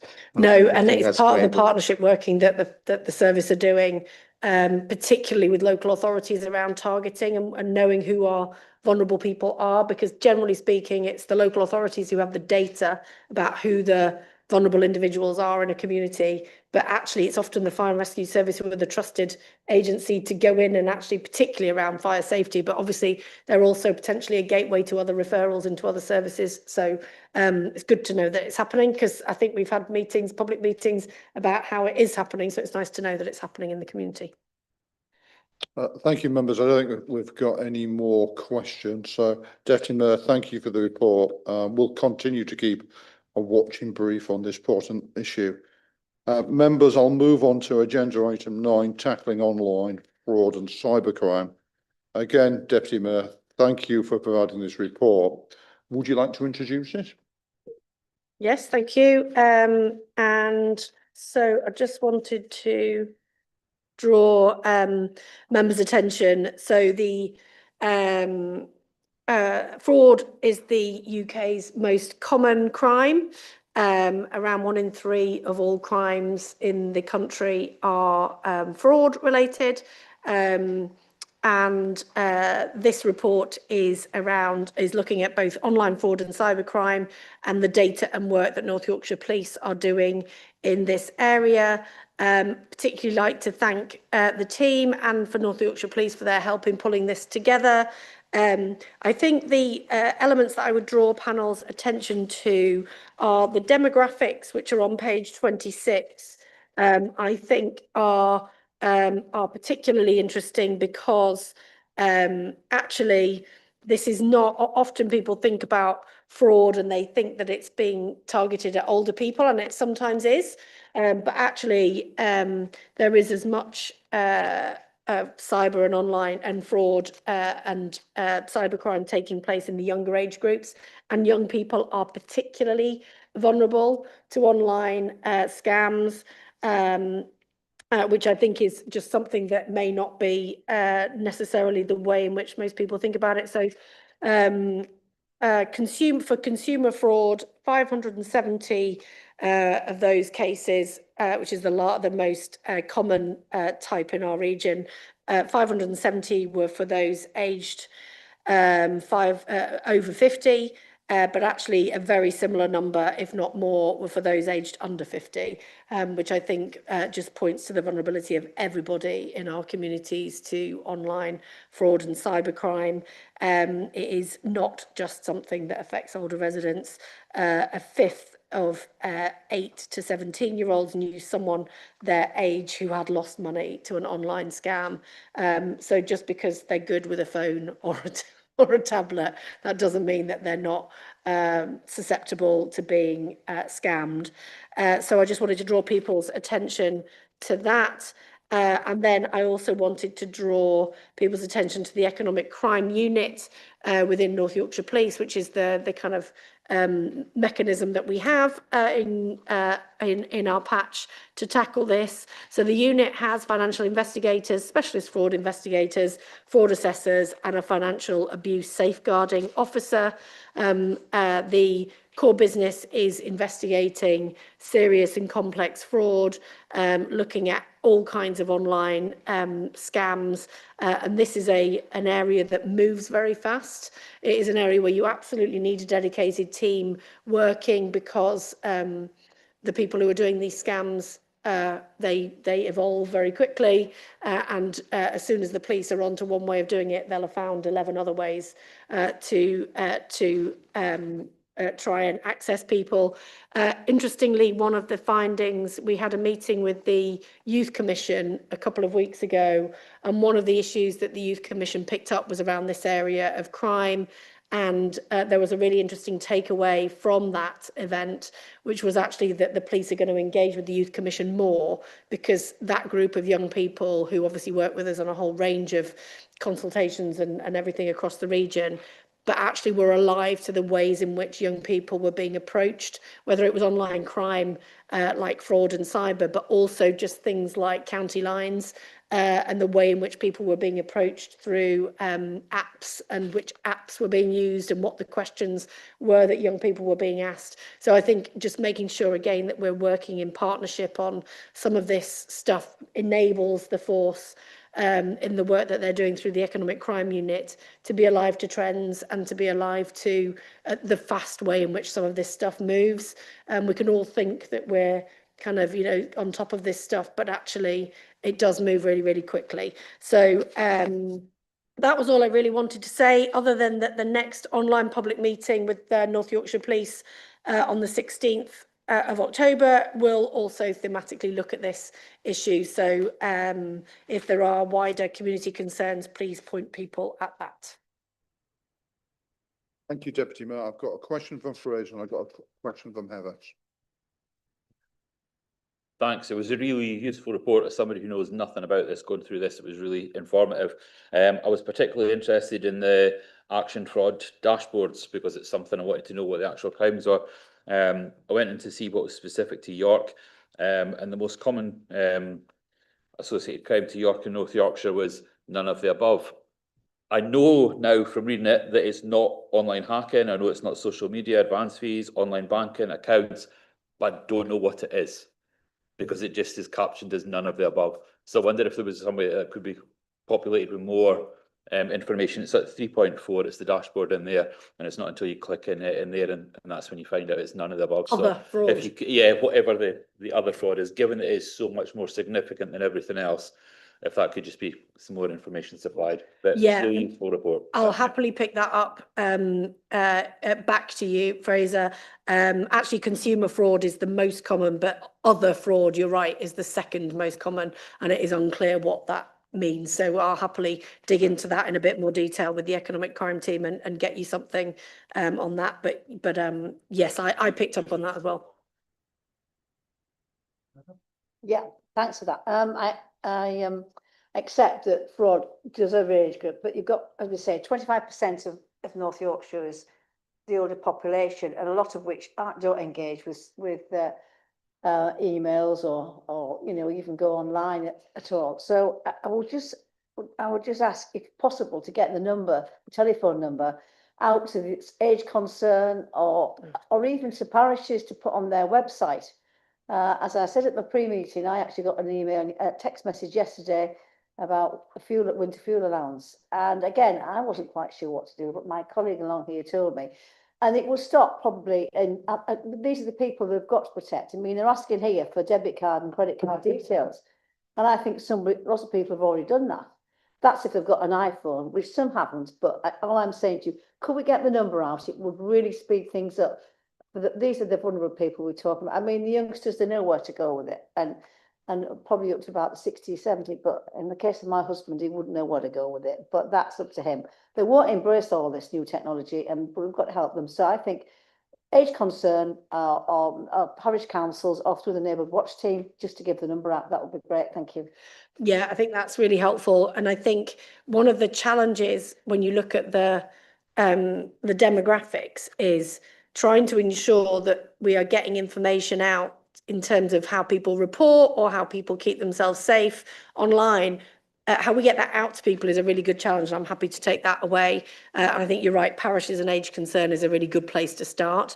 The other challenge is keeping it current, because like I said, this stuff moves really quickly. The scam of the moment now will not necessarily be the scam of the moment by Christmas. And so therefore, just ensuring that we've got simple information that people can refer to in a non-digital form. I completely agree. We need to make sure that we've got that.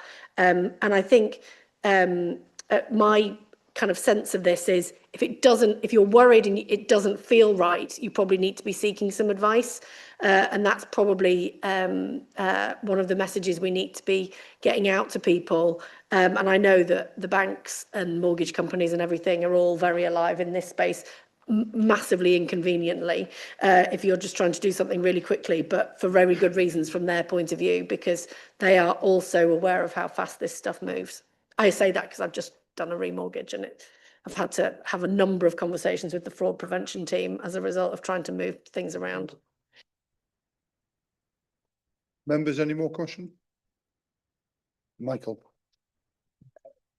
There's no reference, and it might be deliberate no reference, to the exploitation of very young children of sextortion, and that can either be by groomers or by fraudsters. Do we have any sense of the scale of that from reports to the police? No, but I'm happy. It's not in this report, but I'm very happy for us to get some details on particular types of crimes, cyber crimes that are affecting younger people, and get that over to you if that's what you're asking.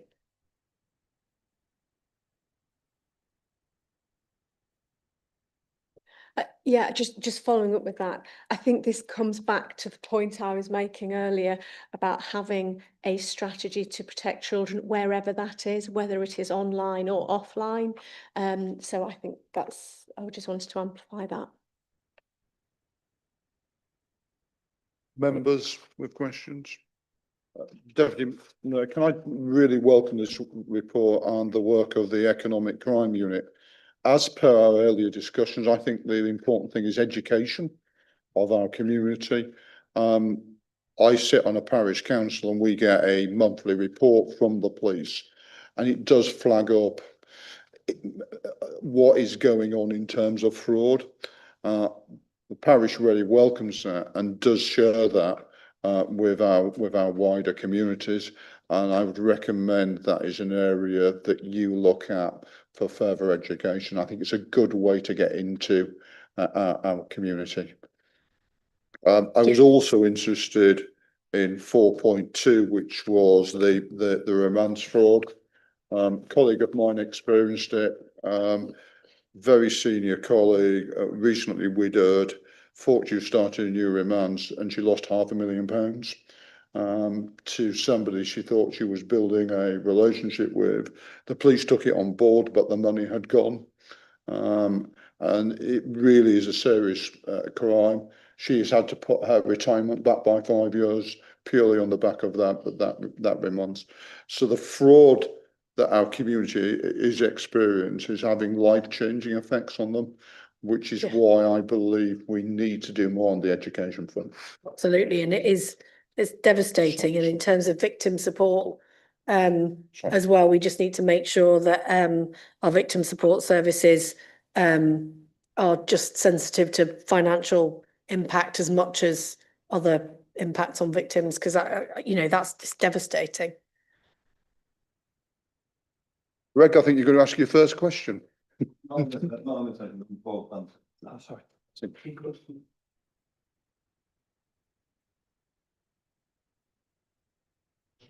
I'll move on to the next agenda item, agenda item 10, development updates of. You know, by the time I finish this meeting, I might get that right. Agenda item 10, development update of the NYFRS Community Risk Management Plan 2025-2029. Again, thank you for providing this report. Would you like to introduce the report, Deputy Mayor? I would, thank you very much. So just for a bit of context for panel, every fire and rescue service has one of these. So we consult and produce one through the National Framework for Fire and Rescue. So this, the reason I think that we've particularly brought an update here is partly because of the impact of Langdale, and we therefore thought it was useful to provide an update to panel before the kind of formal decisions are made about the CRMP. I will say CRMP, if that's okay, Community Risk Management Plan. I don't normally like to speak in acronyms, but it is quite a long one. So this one, the consultation, as panel may recall, I think it was just starting when we last met. It ran as a public consultation between the 7th of July and the 7th of September. And as I said in one of the previous agenda items, the Langdale incident began in early August. I just would like to pay tribute to Fiona Kinnear in my office because actually she was having to manage a public consultation around this community risk management plan at the same time as also leading as the fire service manager on all of the extra support that we were also demanding of her through the Langdale incident. So just wanted to pay tribute to her because not only has she done all of those things, she's also collated the results of that consultation incredibly quickly and segmented out the period before the fire started on Langdale and afterwards, because we then felt that that data was important. So just huge tribute to her for everything that she's done, particularly over the summer, to make sure that all of that ran smoothly. There were two particular areas for focus of change in terms of the service through the CRMP consultation. One was around the attendance policy for automatic fire alarms, and the other one was around the replacement of one of the water bowsers when it came to the end of its natural life. Obviously, that water bowser element of the consultation became very prevalent, and given that we were responding to a wildfire at the time. So we were very alive to the difference in the consultation rates before and after Langdale around that. Just in terms of the consultation itself, 802 responses were received, which actually is incredibly positive given the number of consultations that we've had, particularly around the fire and rescue service over the last 12 months. And we've also had the inspection process in that time as well. So just it was a good response. And in terms of the next steps, so I had an update on the consultation report last week with the Fire and Rescue Service in terms of looking at their response. I had two particular issues which I wanted to draw panel's attention to because they are going to have some additional clarification which will go in the public domain that the Fire and Rescue Service is looking at. One of those is around the automatic fire alarm. My concern around that was just around rural response times, which I know we've touched upon in terms of the wider discussion that we had around Langdale, but the automatic fire alarm response. I think it's probably relatively reasonable, the proposal that they were making when we're in our urban areas where we know our fire response time is generally very quick anyway. But I have asked for further reassurances from the service around what that policy will mean in rural areas, particularly where we've got automatic fire alarm premises, in areas where we know there would be a more delayed fire response at any time, just to ensure that if there was an event and if there was a fire and it hadn't been confirmed, that we aren't causing potentially additional problems for the service in terms of an additional delay. So I've just asked for some further assurances there. And Jen, just around the water bowser element of the consultation, that entire issue is now being looked at again in terms of not particularly that actual decision around the second water bowser, but just around how we ensure we have got the ability as a service to commission water bowser provision adequately as a service in the event of a major incident. So actually, in the case of Langdale, 2 water bowsers wouldn't have touched the sides. We had 12 on site, I think, at least at one point. So it's actually not about whether we need to commission the second water bowser. It's actually ensuring that across the region, we've got the ability to commission adequate bowser provision for the service in the event of any wildfire incident in any part of the region. So they are just looking at that kind of water supply issue more generally in light of Langdale, so that we can provide some assurances to the public around what our commissioning will be in that space going forward.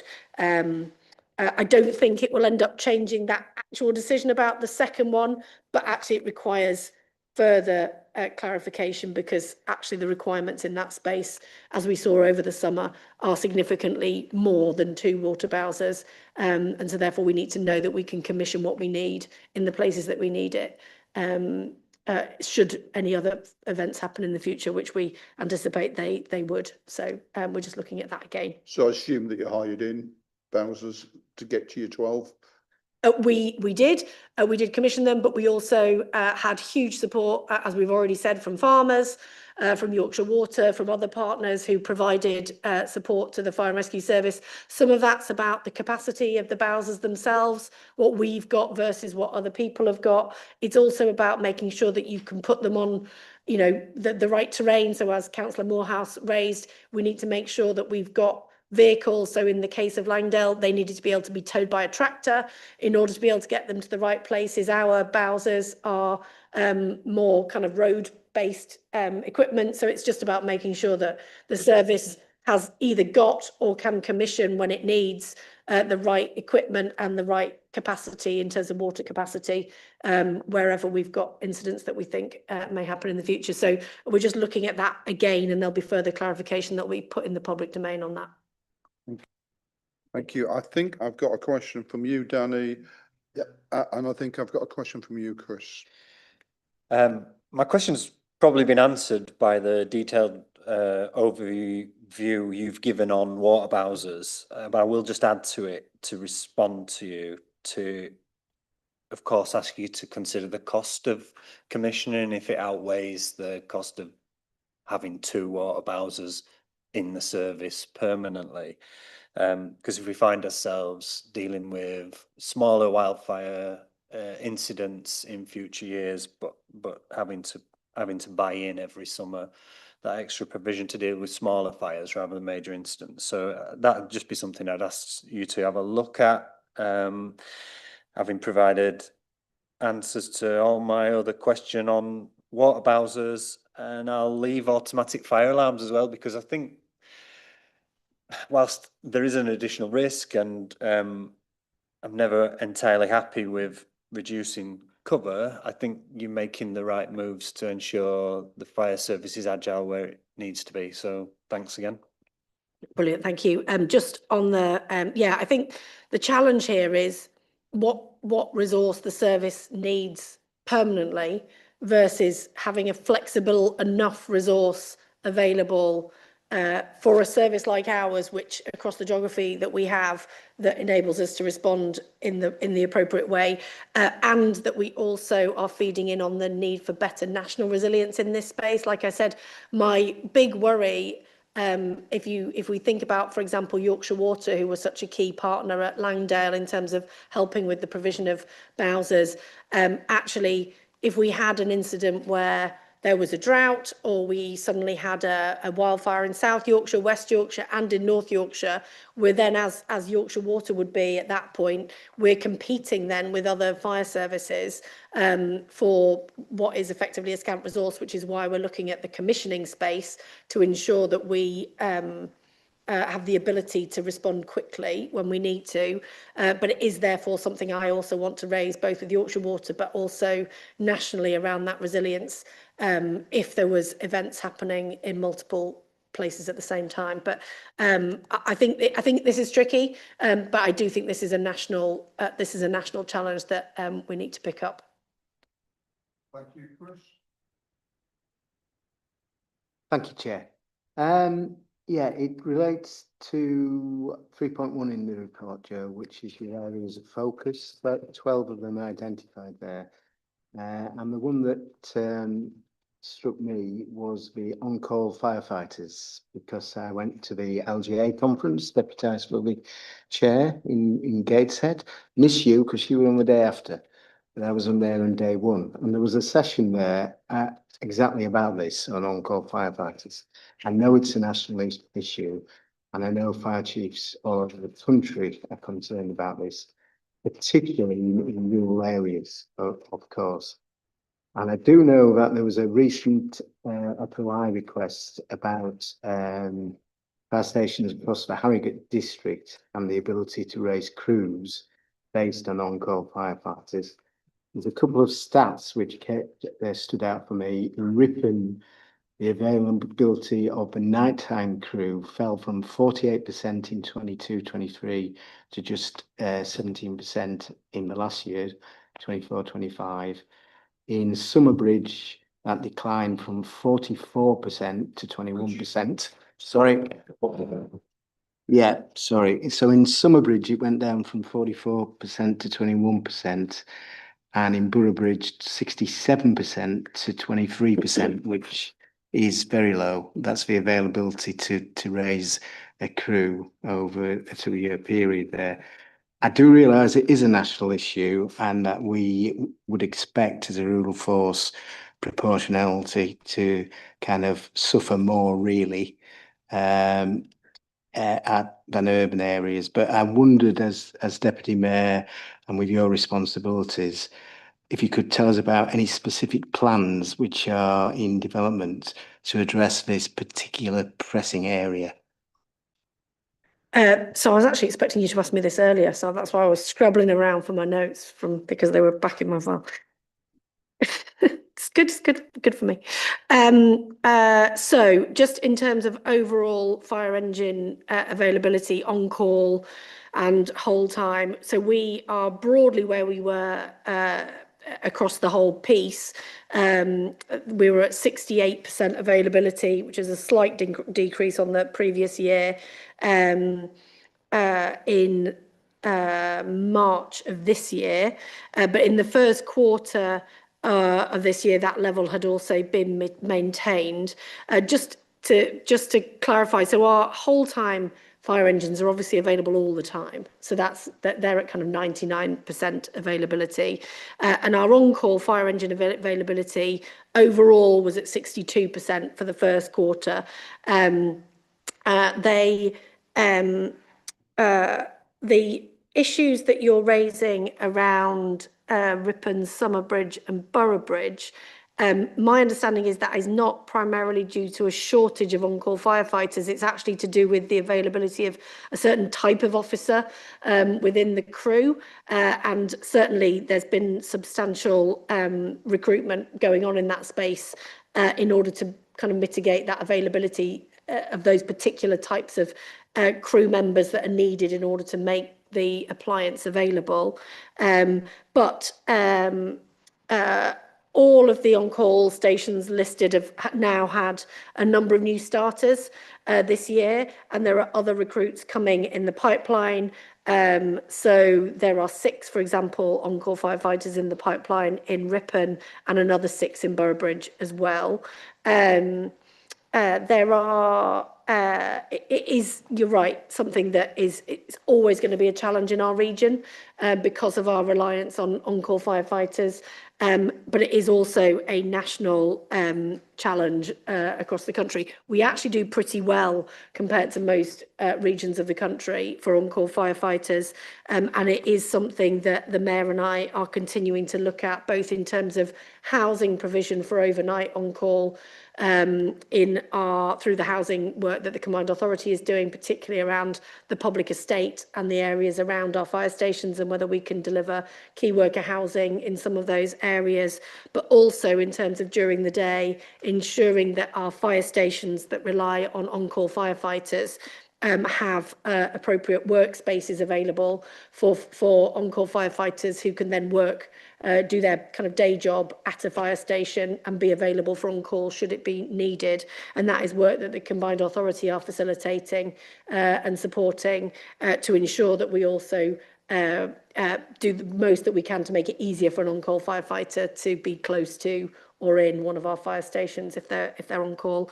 And we're also, and we didn't talk about this when we talked about Langdale, but just to thank employers for their releasing of on-call firefighters, particularly during Langdale. Tremendously flexible approaches from some of our employers of our on-call firefighters, many of whom were farmers who were trying to get the harvest in at the same time as releasing their firefighters to help at Langdale. So thank you for that. But also through the Combined Authority, we're trying to look at what else we can do with our employers to incentivise them to support on-call firefighters to be employed in their businesses. So anyone who is an employer of on-call firefighters, and we're very happy to look at what else we can do to support that, because we know it is always going to be a challenge in our region, but we are going in the right direction and we're determined to do even more going forward. Yeah, thanks for that. And it does give some reassurance. I know from attending that conference, the FBU in particular were really worried about this long term, because we've moved into a different age, haven't we? People who used to live in villages and work in villages could be called there. People don't do that anymore. The Wi-Fi one is particularly a good idea, I think, increasing it in fire stations so that on-call fire workers, instead of working from home, can work from the station. And that was one of the things suggested at that conference. And I'm glad we're pursuing that. It'll always be a problem in a rural area, but at least you've got provisions and strategy there. So it does give us some reassurance, I think. So thank you. Thank you. Martin. Peter, arising out of what Councillor Myers and the Deputy Mayor said about automatic fire alarms, in principle, I have no problems as a matter of strategy, going that route, because it'll save a lot of time and money and manpower. What I am concerned about and would like an assurance of, it sounds very simple. Commercial premises where nobody sleeps at the premises. Many commercial premises within the centre of York are immediately adjacent to houses, flats and other accommodation. And that concerns me. And if you think about the large number of restaurants, cafes, takeaway establishments, which are immediately next to and even part of the same building, overall building, if an automatic fire alarm goes off, say, in a takeaway shop, which has got lots of fat, all the usual things that a fire makes it far worse, I'd like some assurance, really, if it's possible, that it will not just be a blanket automatic fire alarms, commercial premises, nobody sleeping there, we're not going to respond unless there's a fire, but it needs fine tuning. That's the main one, but the secondary one is also, you might say, well, say commercial premises in industrial estates, but they may be next to and adjacent to premises which may store accelerants. And what do you do about petrol stations in towns? I think in principle, I'm happy, but I would really like an assurance that there's going to be far more detail to that. So just on, just to come back on some of that. So my understanding is some of this is around ensuring that businesses that we work through the Fire and Rescue Service as they do now, and as Councillor Aldred said, they were out. I think it was Councillor Aldred who said that they were out. Who? It was Councillor Aldred, wasn't it? Who said that he'd seen them at a partnership event doing their prevention work. Some of that is about them working with the bids, for example, the business groups to make sure that those risks are identified. That is the job of the Fire and Rescue Service, to make sure that they're alive to those risks, like where accelerants might be stored and those kind of things. So I think they're alive to those things already. I think some of this is about, if you look through the log of fire incidents, as I rather tragically do sometimes, just to kind of keep an eye on what's going on, and they're logged day shift and night shift. And if you look through the night shift log, which is the one that is relevant in this case, it's really about making sure that there is other confirmation of something. And actually in an urban area, you're much more likely to get, if there is an incident, you're much more likely to get other confirmation really quickly. My worry about rural areas is if they're more isolated and you've got a commercial premises in a rural area, you're less likely to get the confirmation from another source than you would be in an urban area. So I think that's where I'm at with that. And I think the business partners, in terms of the partners in the urban areas, so the bids and the business groups that operate in our towns and cities, I think it's working through those partners that we need to make sure that prevention work that the service is trying to engage is happening actively in our communities, so that the services that want additional cameras, want additional means of providing that second confirmation that the service is now going to be asking for in order to respond, that those businesses are kind of aware of their own responsibilities in that space as well. Thank you. Just a quick supplementary to that one. Whilst I think that goes some way, of course, the business doesn't have a responsibility, well, they do perhaps legally, but they may not feel they've got a responsibility for the people in the flat above, the flat to one side and the terrace house attached to the same building. And if you take food, it is one of the areas where fires start very quickly. They inflame incredibly quickly. And fast response is an absolute necessity to save lives and to protect people generally. And what concerns me, it's one thing going to a business and saying what we need from you, but if the business doesn't see the necessity for their own business, I just have a concern that it doesn't go far enough.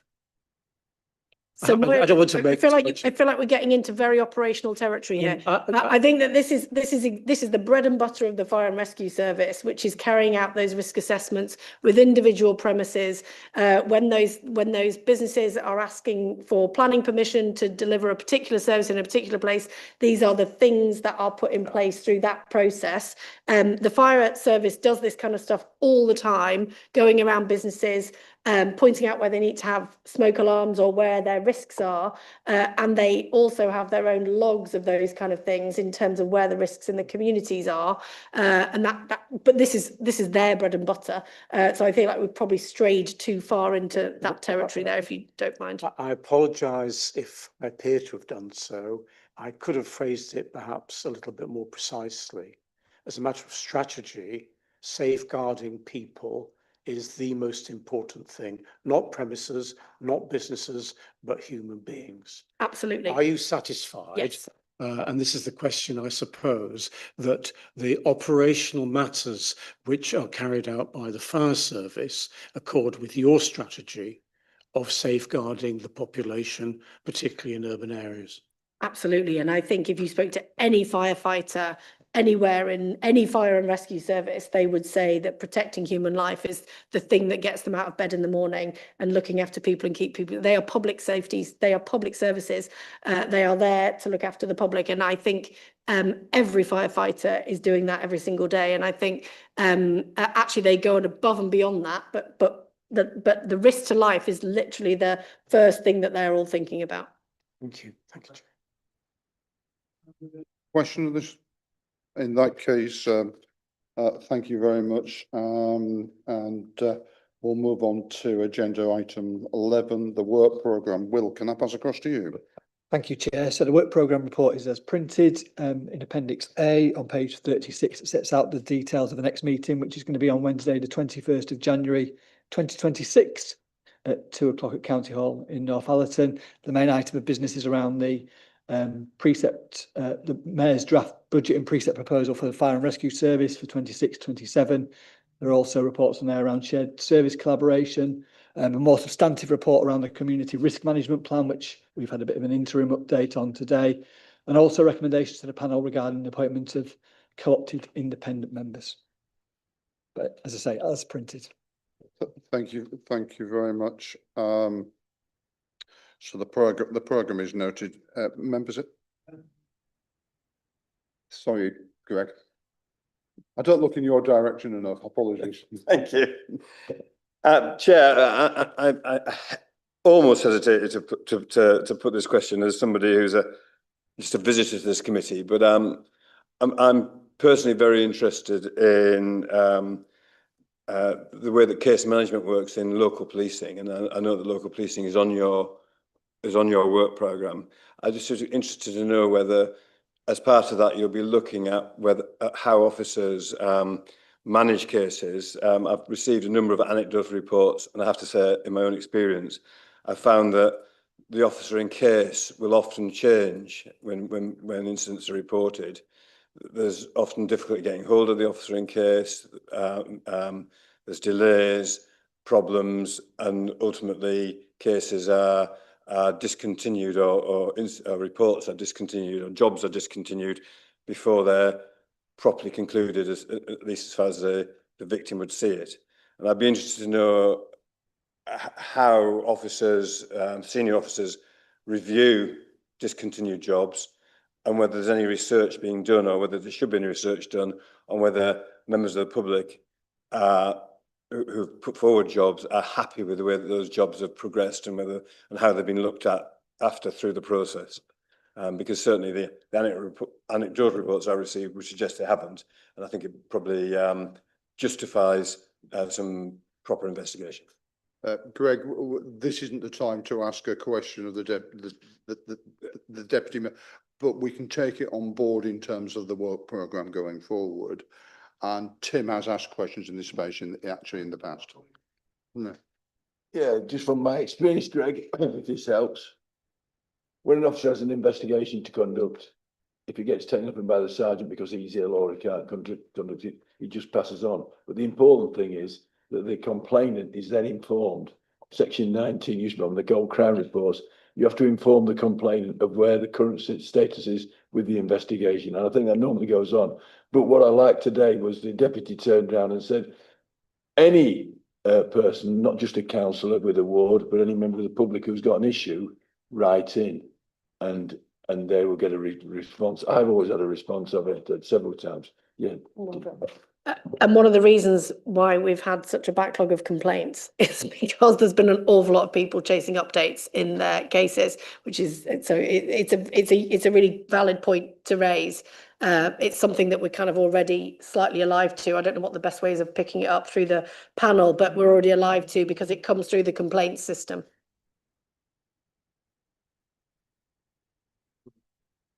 Will's made a note of that, and we'll make sure it's included within the work programme. So thank you, Chair. I do like to make work for others. Agenda item 12, any other business? There's been no business notified. I'd just like to thank members for their attendance today and the participation. Deputy Mayor, can I thank you for some really good reports, which certainly caused some discussion, so thank you for that. I also want to acknowledge that this is the last meeting of our 3 independent members, Fraser, Maggs and Martin. I want to, on behalf of the panel, to thank you for your participation. Is it 3 or 4 years that you've been?